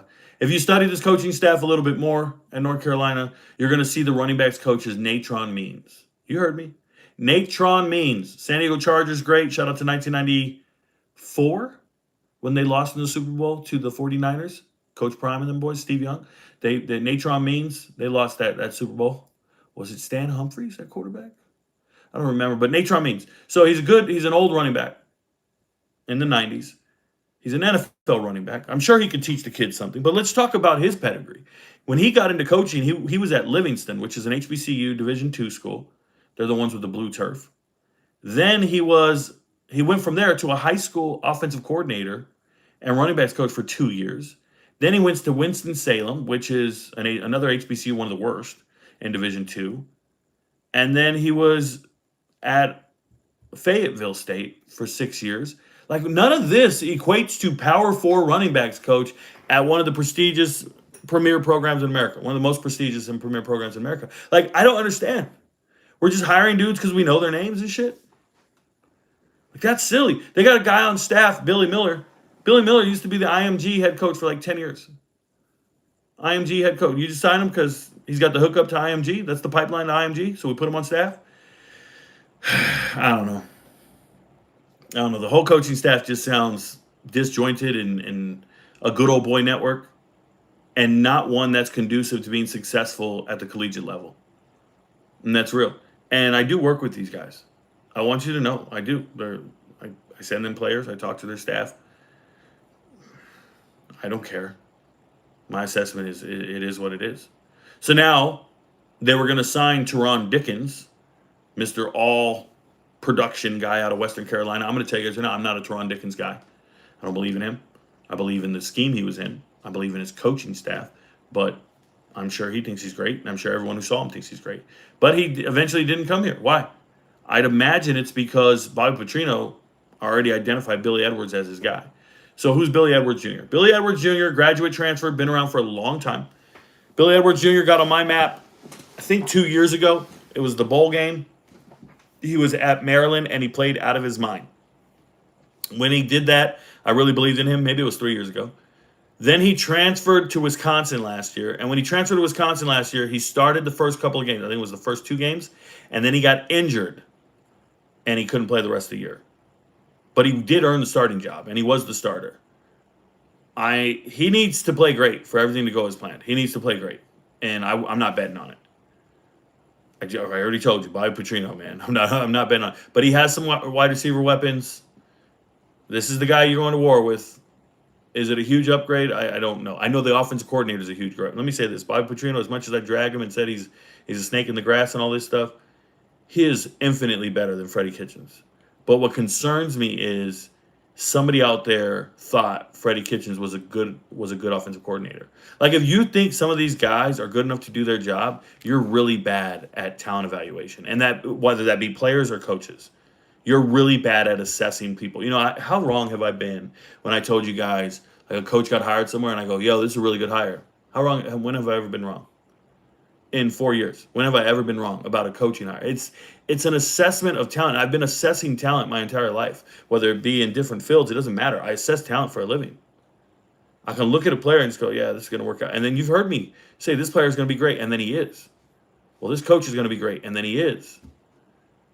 I just don't think one of these decision makers around here is not assessing talent correctly in the coaching staff and in the players. Just keeping it real. Their backup quarterback this year is going to be a kid by the name of Miles O'Neal. Miles O'Neal is the Samsonite luggage that came with Bobby Petrino. He was a Bobby Petrino recruit when he signed with Texas A&M, former 4-star kid. Watching him on tape, he's 6'5", 220, big arm. Big arm. He still has a picture of Texas A&M on Twitter. He's still repping Texas A&M. He's got a big arm. I like the way he throws the ball. He looks kind of athletic and stuff. He's 6'5", 220, so he can take care of himself out there. I like him. I think he is the future at the quarterback position, but probably not the way he envisions, and that's because they signed Travis Burgess. We'll see what happens with that. But this kid right here, Miles O'Neal, he looks the part to me. He looked pretty good. He looks pretty good. A kid that's going to be lost in the shuffle and probably never get his chance to play here is going to be this Atori Newkirk. Atori Newkirk, coming out of Virginia, played at Maury. If you don't know Maury, they just won the state title back-to-back years when he was the quarterback his junior and senior year. But a lot of that has to do with the Bond brothers, right? We have LeBron, Bond, just so fast, so incredible. The team was great. But if you throw a pass to LeBron Bond, he's taking it to the house. He plays at Indiana right now. He's my favorite. He's my best high school film review slot receiver I've ever reviewed in my life. Rico Knows, Hidden Gem alumni. So Atori Newkirk, to me, he looks good, but he's not a Petrino recruit. If I can give him a comparison, it's going to be Aaron Nolan. And Aaron Nolan is not going to play at Memphis either. It's one of these kids who was surrounded by a loaded team. I like his mechanics. You wish he was a little faster.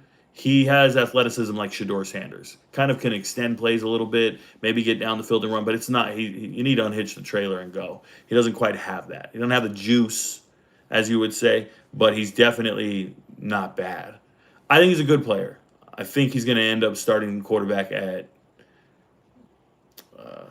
let's think, what's that? Norfolk State. FCS Norfolk State. I think that's where he's going. And I know it sounds crazy, but because he's in the Power 4, but he's not going to ever play it down for North Carolina. He's not going to get to play because they have an incoming freshman that they like more. He's been there 2 years now. Incoming freshman Travis Burgess is going to be the guy that they spend money on and they believe in. This is a kid who's wearing a big old chain already. He's out of Grayson. If you didn't know, Grayson is a perennial power in Georgia. 6'5" now. He's 6'5", 210. He's gained some weight. This is a young man that got injured in his final year of high school. He got injured while playing at Grayson. He, I think he tore his ACL. Don't misquote me. But there's an injury. He missed the whole year. He was injured in September. But he is larger than life. He's their guy. He's their coveted prospect. He's the highest rated recruit they had. The problem is, he's the highest rated recruit that signed in the ACC. The problem with this young man is coming off of an injury. It's going to take time. And he's not a Petrino recruit. They signed him before they ever signed Petrino. So he's going to have to get in with a guy that didn't really pick him. But how long is Petrino going to be here? Is Petrino going to be the head coach someday? That's kind of where we're at on that. That's what we need to know. But that Travis Burgess kid, he looks good. He looks the part. I think he's the future of this team, the future of this offense if he sticks around. Most of the time, these kids don't want to stick around on the bench. They want to play immediately. There's no way he should be starting over Billy Edwards. And even Miles O'Neal is very similar to him. But kid's kind of charismatic, marketable, former basketball player. So there's a lot to him. I get it. Not my type of recruit, personally. Just a little too flashy, a little too... I don't like these kids who get anointed before they ever play it down in college football. I don't like it. Anointed just doesn't work for me. It just doesn't. And I know they're doing it to all the kids to try to convince them to come to their school, but you got to earn your shit before I believe in you. You got to be in the too deep before I believe in you. I'm telling you right now, he's third or fourth string right now. Why would I be excited about it? But I get it. You got to shoot out and project years in advance. But these kids then now are entitled to saying, I want to start now or I'm going to transfer. Well, then you shouldn't have been here. But it looks like the future for them. So I'm sure they're excited about it. We'll see if the coaching staff, let me say this. This coaching staff, if they don't do well, they're all fired. And he leaves anyways. So it's just a waste of money on their part. But you got to try. I hope they win. Then we get to North Texas. Shout out to North Texas. Their head coach is Neil Brown. Do I have a picture of Neil Brown? I don't. I did a post on Neil Brown on, this is our defense coordinator, by the way, and he follows the channel. We work with him on Twitter. But I did a post on Neil Brown on Twitter, and I wanted to talk about it. So North Texas, their head coach obviously leaves. He gets hired at Oklahoma State. Phenomenal coach, Eric Morris, and he takes everybody with him. Raids the cupboard. Boom, everybody's gone. Okay, so North Texas is going to go in the shitter. I don't know. It's possible. I haven't looked at the whole roster yet. But they do have Neil Brown. And a lot of people don't like Neil Brown. Neil Brown, former West Virginia head coach. Should not have been fired. He won 9 games at West Virginia one year, got them to a bowl game. He got them to 4 bowl games. Okay? If you go and study Neil Brown from 2016 to 2018, he won 31 games. He went 31-8. From 2016 to 2018, as a head coach, he was at Troy. 31-8. Do you know the only 2 coaches that had a better record than him during that time frame were Nick Saban and Dabo Swinney? Dabo Swinney and Nick Saban, the only 2 coaches that had him. He's number 3 in all of college football from that time frame. And those 2 guys won national titles during that time. He didn't win a national title. He just won 10, 10, and 11 games in 3 years in a row. So then he gets hired at West Virginia, and the West Virginia fans are idiots and wanted to fire him immediately. The boosters didn't want him, all this stuff. And it's just like, all right, well, then you got rid of him. But he's a good coach. He is. He's going to get the most out of his team as best he can. It's tough when everybody's rating you and taking everything you got. And that's going to happen in North Texas a lot, especially if you do good. This is their defense coordinator, Matt Pallage. I like Matt Pallage. He's coming over from Baylor. He was the Baylor defensive coordinator. Seeing a Power 4 guy come down in North Texas after being there for a while. You know, he's more of a secondary guy. It doesn't say it in here, but his specialty is safeties and the secondary. So I expect the secondary to be very improved from North Texas. That's important. I expect the secondary to be good. He used to be the secondaries coach and co-defensive coordinator at Oregon before he went down to Baylor. So he's been around the Power 4 a lot, and now he's at North Texas. I think this is a really good get. These types of coaches, these caliber of coaches, Matt Pallage, Neil Brown, if you didn't know, Neil Brown's also the offensive coordinator. They don't get these types of coaches all together at a group of 5 school. But when you start looking at the American, they got money. They can afford stuff like this. So they get players like this. They get coaches like this. They're going to be much better than you think. I hope. Quarterback, they're rocking with Taven Jackson. Taven Jackson, he's a 5th-year senior. He's been around for a while. If you don't remember him, he won a couple state titles, or he won at least 1 state title in high school in Indiana. And then he signed with Tennessee out of high school. So he's an SEC. He's an SEC prospect. He went to Tennessee, played a little bit. Then he ended up transferring to Indiana, lost the job to Brendan Sorsby. Then he transferred to UCF, didn't really do much there, and now he's here. And he's here for his final year. Taven Jackson should be the starting quarterback for this team. He's been around a long time. I hope he's what they're looking for. He's kind of dual threatish, and if you know a Neil Brown offense, they need a dual threat quarterback because they're going to run the ball a lot, and they're going to run it with the quarterbacks as well. So that's going to happen. By the way, they did get Jaheim White, the star running back from West Virginia. As long as he's healthy, he's good for like 6-7 yards a carry. He's never been a power back. He's never been an every down back. He's never really carried the load more than 15 or 20 carries in a game. But if Jaheim White's playing at North Texas, he should be going ham. So we'll see how that goes. But at quarterback, they got Taven Jackson. Another quarterback they got is, I just closed him. I apologize. It was Chase Chaston. Chaston Dita transferring in from ECU. I don't have his picture up. I just closed it. I apologize. He is a Lake Travis kid. And if you don't know Lake Travis, it's one of the better high schools in Texas. It's also home for the Peanut Killer. What was that kid's name? The kid who went to USC and just transferred? I forgot his name. Gus. The Gus Bus. The Peanut Killer dude. So listen, they got this quarterback coming back home. He's a little shifty. He's 6 foot 193. His name is Chaston Dita. Ditta. He's okay, but what's important is that this team signs and keeps players in Texas. It's kind of like G.J. Kinney's whole claim to fame was take back Texas. We need to start keeping our players in Texas. We need to start getting all the transfers from Texas. And it was a recipe for success. Just find people who need to come back home. He's coming back home from ECU. And he doesn't look like a slam dunk guy for me.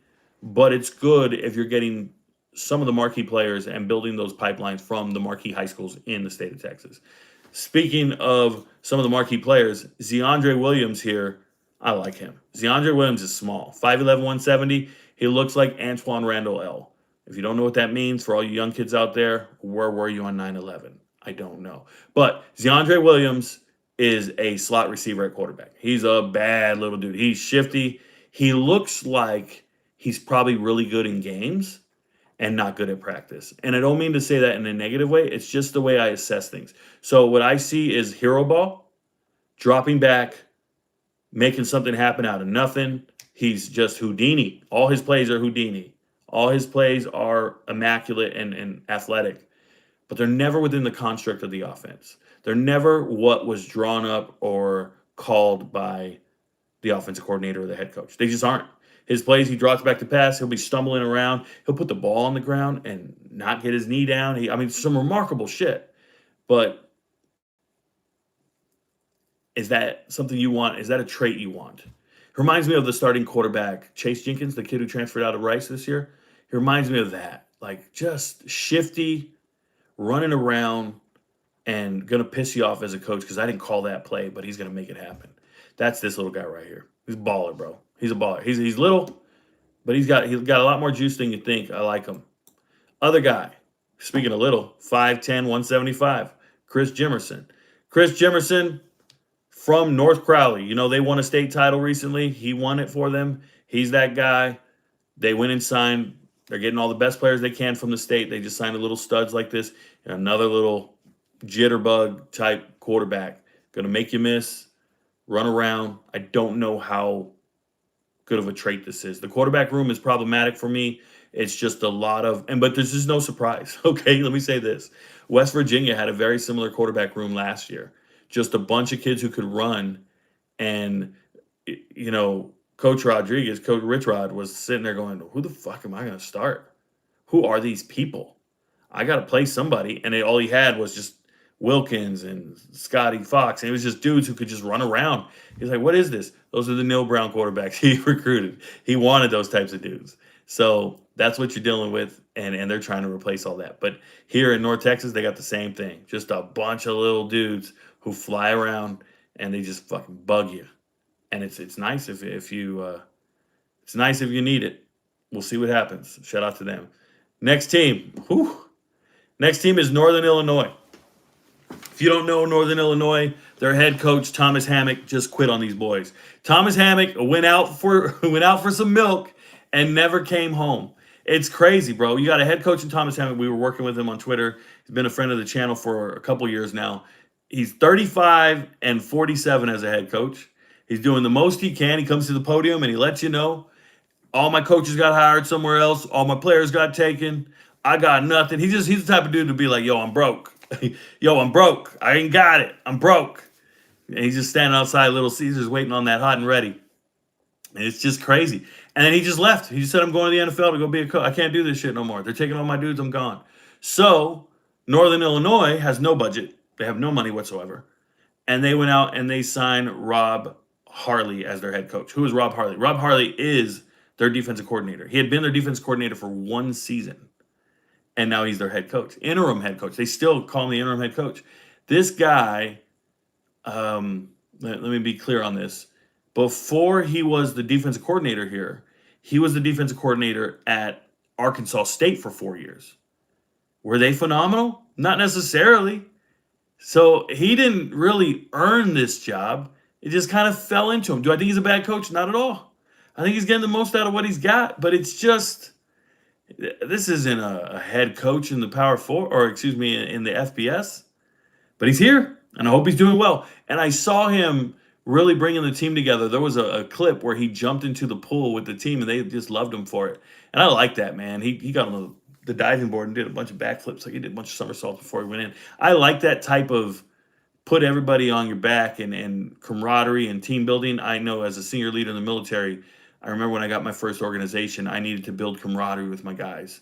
We didn't have the greatest guys in the world, but we were going to be the best. And we eventually were. And we were eventually the best company in the whole damn brigade. And it was just about leading with presence, right? And just leading by example. And I think he's that type of guy. I think he's a coach's type of person. But he's not at the podium sounding like, I'm broke. He's just trying his best with what he's got. And I think he made a smart decision. He went out and hired Tony Peterson. Tony Peterson, offensive coordinator. This is a guy who got 30 years of coaching. And he's been at Illinois State for the last 4 years. If you don't know Illinois State, they were just in the FCS National Championship, almost won that damn thing in the game of the year, essentially. And he took them to the playoffs the year before that. They've been to the playoffs back-to-back years, and it's just a really good offensive scheme. They don't have all the parts and pieces. He's got a good scheme. He's got to figure it out. But here he is. He's getting his shot at the FBS finally. He earned his way up, and here he is. I think this is a guy that knows his identity, and he's built it, and he's proven it. And I'm going to say this. I don't think the MAC is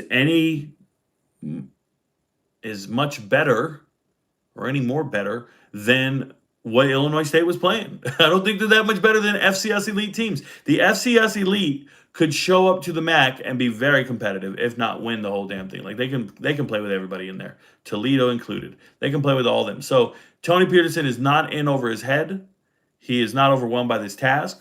He does have a bare cupboard. It's really hard to be good when you ain't got shit in the cupboard. So let's talk about the quarterback position. Quarterback position is pretty scary for this team. You see those 40% completion pass dudes right there? See those two in the middle? They're the guys coming back. It's Brady Davidson and Jalen Macon. And Jalen Macon actually is probably the scariest dude to watch.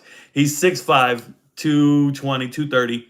Jalen Macon is a transfer from Arkansas Pine Bluff. So he's a transfer. He shows up. And look at these stats. He's 9 for 21. And he threw for 105 yards. 9 for 21, threw for 105 yards. No interceptions because he doesn't throw the ball at all. 9 for 21, 105 yards on the season. What if I told you he played in 5 games and started 3 of them? He started 3 games in the FBS. He started these joints. He played.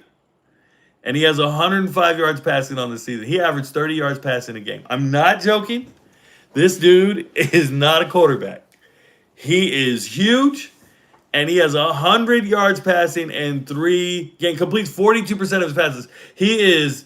We're out playing pickup ball, and they're like, yo, who wants to play quarterback? I got you. I can throw a spiral. I got it, bro. That's Jalen Macon. Can he run? He can run his ass off. Team's 3rd leading rusher. Rushed for 216 yards and 5 touchdowns. He is a dual threat all day. But he's not even a dual threat. He's a single threat. He just runs. He does nothing else. So this is why signing Teron Dickens is such a big deal. They got Teron Dickens, the highly productive FCS quarterback. If he's available and healthy, then we go. The reason I'm not talking about him is because if you pull up their roster online and you look at their depth chart here, he's nowhere on it. So they told me he signed with them. He's committed to them. Has he not enrolled? Is he not on the website? What's going on? I don't know. The only person I still talk to at NC State right now is their defensive tackles coach, and we did sign Christopher Allen for them. So that's one thing we did there. I know they have a depth issue at defensive tackle because I signed a player to them. Okay, I know Jack Murray is their starting middle linebacker. He has the green dot already. He's a true freshman. Go watch his tape. He looks a little slow, but he's not. He's not slow. He's deceptively fast. He's a white guy, 6'3", 225, kind of strong, yoked out. He's running through everything. He's doing everything you want him to do. But what's funny about his tape is if you have concerns about his speed, keep watching it. Because eventually he starts turning it on and he plays tight end. And he's catching passes. He can catch anything. He can run and he can move. And there's even a bubble screen on there to the tight end. It's fucking insane. But I like his tape a lot. And he's going to be a starting middle linebacker as a true freshman. That's a cool story. But it's also very scary that you miss so hard on all your other recruits that this guy can come in and start over everyone. That's a problem. You don't want true freshmen to show up and start over every single one. That just means you did really bad in recruiting and evaluating talent for the last 3 or 4 years. That's the reality of the situation. So if they don't have Teron Dickens, and I hope they do, they got Jalen Macon here, and he can't throw a lick. He can't throw a lick. 105 yards in 3 starts. It's fucking insane, okay? This other guy they have is Ian Hamrick here. Ian Hamrick coming over from University of Charleston. They have him right here, 3rd string. Okay, they have him 3rd string. That's news to me. He's a singer. They're bringing him in. He, University of Charleston, not South Carolina. Charleston, West Virginia, Division II school. I helped him sign players. I hope he does well. Let me see what my notes were on this kid. I wrote, started 17 games, looks like a game manager. That's what I wrote. So shout out to Ian Hamlick. We'll see what happens there. And then Brady Davidson, he's the one guy on the team that can actually throw the ball, that we're aware of that can throw the ball, and he's not good at it, but he can throw it. Everything hits the ground when he throws it. every ball hits the ground, bro. Everything. 40-something%. It's fucking nuts. Both of them. They can't go into the season with that. And they were going to because they signed Teron really late. All right. Next team, Northwestern. Northwestern, Chip Kelly. Chip Kelly's the new offensive coordinator for Northwestern. Remember, Northwestern had to fire their head coach a couple years ago, Pat Fitzgerald. He's now the head coach at Michigan State. When they fired Pat Fitzgerald, it was due to hazing. And they hired David Braun, who was a first-year defensive coordinator just showing up from the FCS. He's since become the head coach now. He's really good at what he does. He's getting the most out of his team, and he's a really good defensive guy. He knows defense inside and out. He finally hired a defensive coordinator, which is pretty cool. Shout out to Tim. I think it was McGargle or something like that.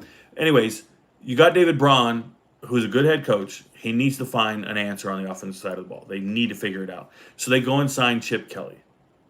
I like Chip Kelly. I think Chip Kelly's an offensive genius. I think he's one of the best offensive coordinators you can ever find. Okay? This is UCLA 2.0. That is what Northwestern is. They are UCLA. They're the same. And it's a little problem for me because the quarterback's coach, Jerry Neuheisel, Rick Neuheisel's son, former UCLA quarterback, Jerry Neuheisel. But when you go and study this a little bit, sorry, something bugging my eye, long episode here. Chip Kelly doesn't even have a Twitter. He's the only guy on the staff that doesn't have a Twitter. I don't know how I feel about that. Is he not recruiting players via Twitter? Is he not talking to players? Why doesn't he have a Twitter? I went and found his old Twitter. It still says UCLA on it. Chip Kelly doesn't have a Twitter. They have a new offensive line coach. There's some problems here. But he's an offensive genius. And if he can get anything out of Aiden Childs, we're going to be okay. With the Chip Kelly offense, I do want to say one thing. You see this Griffin Wild dude right here? I believe in him immensely. And I'm still waiting for Chase Farrell to get in the starting lineup. Chase Farrell is incredibly fast. He's one of my most fastest dudes I've ever reviewed. And Griffin Wild. I think these guys are going to put up crazy numbers because in a Chip Kelly offense, you put up numbers. But in a Chip Kelly offense, Aiden Childs touches the ball every single play. And Aiden Childs, for a long time here, he was a coveted recruit, young player, a lot of potential. But at some point, you are who the fuck we thought you were. You are who we thought you were. And if he doesn't start playing ball, I think he gets benched. He is a turnover machine. He has been for years. Makes poor decisions. It's not cute anymore. He is 6'4", 220. He is built like a guy who should be dominating games, and he's not doing it. When he got benched last year, he got benched towards the end of the year, I think the last 3 games of the year, there was such an upgrade for Michigan State at quarterback. It was the Milojevic guy. That dude is so much better than Aiden Childs. It's scary. And what I don't like is when a team knowingly signs a backup quarterback. You knowingly sign a backup. You knowingly sign a guy that lost his job at the previous school. I would much rather you go and sign a high production, lower level guy who won and did a lot of things, like the kid out of Harvard. I know this is a high academic institution. The kid out of Harvard, he just transferred and he's going to be at TCU. Like, you got to go and find high production, mature decision makers, but people who get it done on Saturday. Instead of taking recruiting bus, instead of taking guys who are absolute recruiting misses and hoping you're going to get them right. Yeah, you're going to coach them right. This is not a recipe for success. Recipes for success are take high production, successful guys, no matter the level of football they play. You take their production and you trust that they can duplicate that because they beat guys on Saturdays.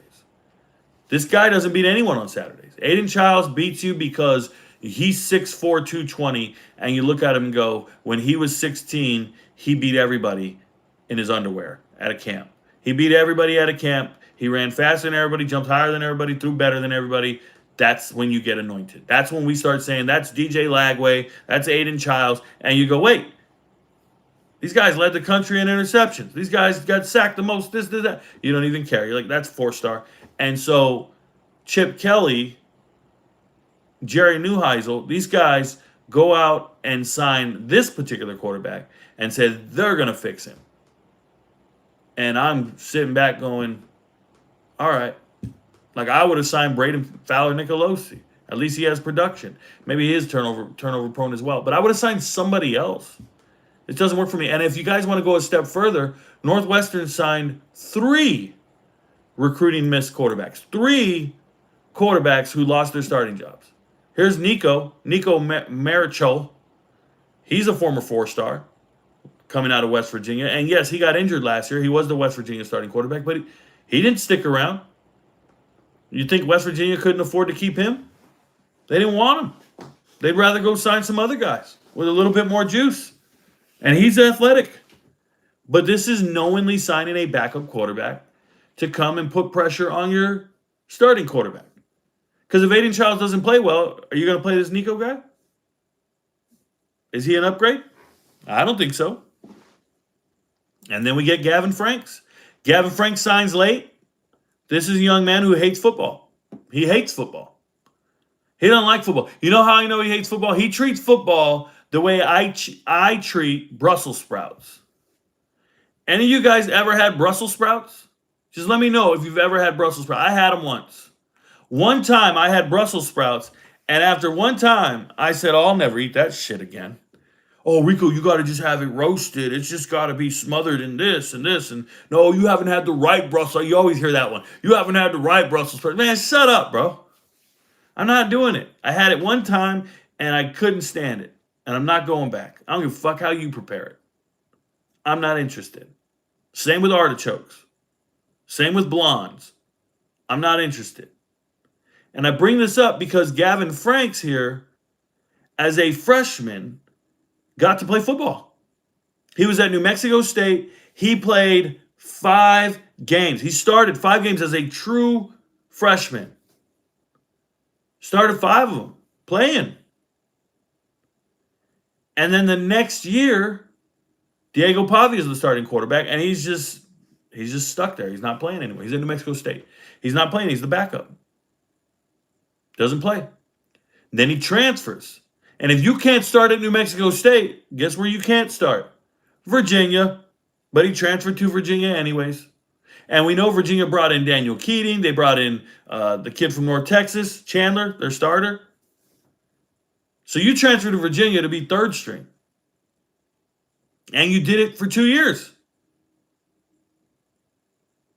So now you've been 3rd string for 3 years.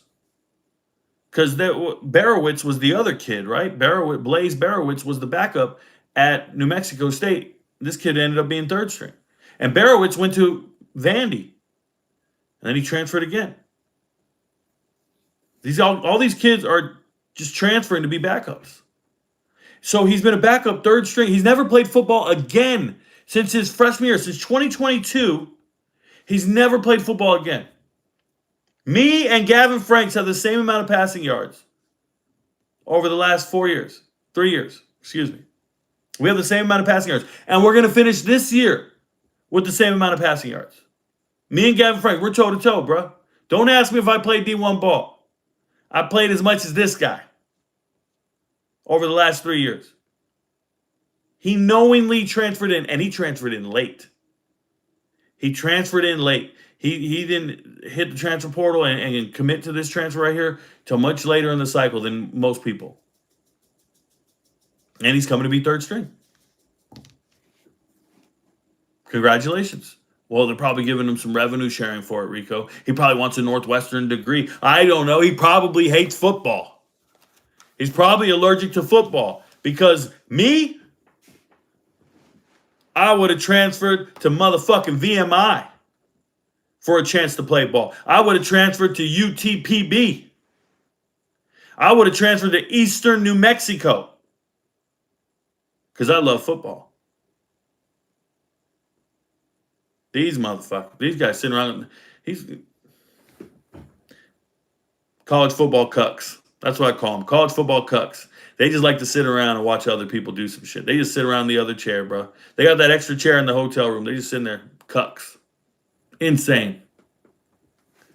Never understand it. Next team. Final team. Notre Dame. Notre Dame. You need to know why Notre Dame's so good, though. A lot of you guys don't understand. Everybody goes, CJ Carr. No. Mike Denbrock.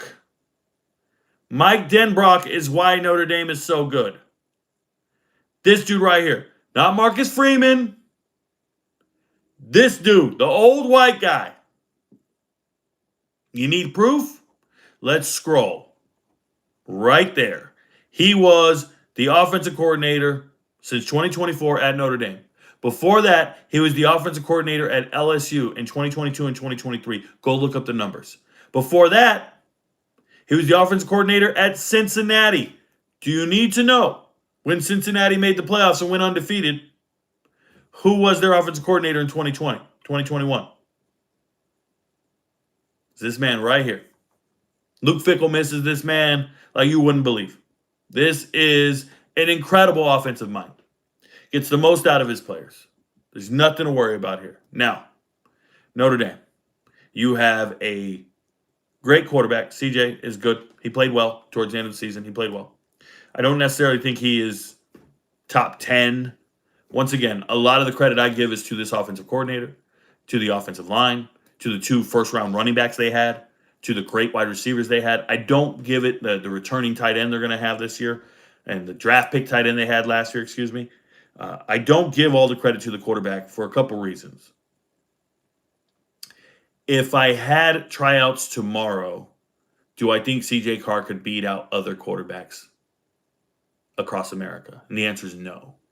I don't think he could start at South Carolina. I don't think he could start at Texas A&M. I don't think he could start at Texas. I don't think he could start at Oregon. I don't think he could start at Michigan. I just got a bunch of schools I don't think he can start at, whichever they are. You can name them. I was giving you examples. Somebody's going to get all in their fucking feelings. I don't think he could beat out people. And that is how I judge and assess talent. But within the parameters of this offense, he plays really well. Plays really well. Now, they're going to have a problem this year. Notre Dame's going to have a problem, and they have time to fix it because they have such a superior team that they're going to win games, right? They're going to win games. But they don't have any returning production at wide receiver. They have they have their leading receiver, and then they had to go find answers. And what they did was they found 2 transfers. So Jordan Faison's coming back. Congratulations. Cool. Greathouse. Somehow he's falling down the depth chart, they're telling me. Okay, I've always liked Jaden Greathouse. You can tell me how good these players are. I know them. Elijah Burris, Plexico Burris' son, former Rico Knows hidden gem. I've evaluated all the players. I know them all. These 2 coming in, these transfers, that's not production. That's potential. I don't like potential. I like 1,000-yard receivers transferring in.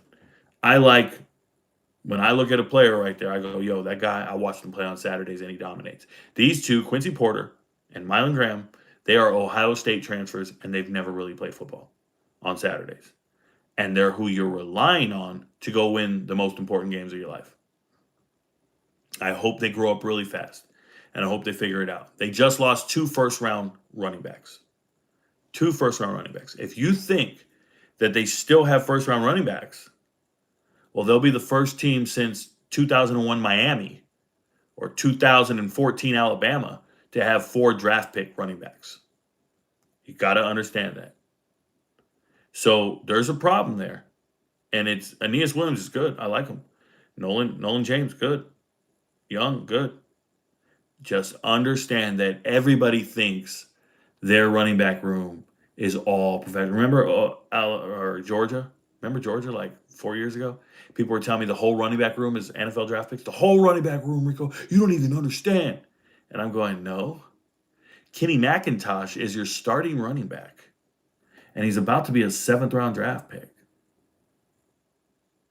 The whole room is not NFL caliber. There's a Bronson kid in here who sucks. Broderick Robinson is going to be the best running back in this room in 2 years, and he was until he got injured. And now it's Frazier, and I called Frazier way in advance. The point is I assess talent for a living. I look at players. And for me, I think this is all coach-driven right now. I think there's depth on the offensive line. It's really good. I think they've evaluated talent correctly. But you got to have guys that go out there and do it on Saturdays. You have to, or you won't make it. You have to. Their defense is stud. Their defense is going to be mean. It's Marcus Freeman's specialty. But this offense, great coach, got to figure it out. You can't protect the kid anymore. CJ Carr was protected all year last year. We need a first down. We're not relying on CJ Carr to get it. We got 2 first-round draft pick running backs. That's who we're handing it off to. Jeremiah Love carrying you all day long. I want you to think of Arizona State when they went to the playoffs 2 years ago. Cam Scatteraboo, Cam Scatteraboo, Cam Scatteraboo, carrying the whole workload. And everybody going, oh no, it's our quarterback. It's our quarterback. No, it is not. It is Cam Scatteraboo. And then once he gets drafted, goes to the NFL, what happened last year? They dropped 2 games early. Quarterback quits on the team, leaves. You still had Jordan Tyson. You still got Jordan Faison over here. You don't, NFL draft picks don't grow on trees, and they're not easy to replace. People can pretend like they are, but it's not the truth. So, Notre Dame, I like them. I like what they have, I like what they've got going on. I'm a huge fan of Mike Denbrock. CJ Carr is here. They have 3 freshmen behind CJ Carr and no one else. If CJ Carr gets hurt, season's over. I'm telling you, season's over. So they got to keep him healthy, and they need to gel and find those wide receivers and get them a chance to make the plays. They got other wide receivers I believe in, but they're telling me these guys are starting. They better be playing out of their fucking mind. And they got to hit on all cylinders real early and keep that ball rolling. So, nonetheless, thank you guys for being here. That's my quarterback episode this time. I am going to be taking a break. I have to go visit my daughter in 2 days. I'll be up in Maryland. Shout out to the MVPs. I will be doing the UFC fights from a hotel room. We will do our best, and then I have to go to an all-star game, watch my daughter ball. If you didn't know, Forever Rico, the best girls flag football player in the state of Maryland, 2031 wide receiver. She's never lost a game in her life. She scores about 4 to 6 touchdowns every single game, and she's won 2 all-star games, and we're hoping to win our 3rd. So let's go do that joint. Nonetheless, thank you guys for being MVPs. Thank you for believing in me. Thank you for changing my life. Your friends don't know, but Rico knows. Peace, y'all. What up, Jiggy? Getting jiggy with it. Let's close this down. I'm going to end the stage, brother. Peace.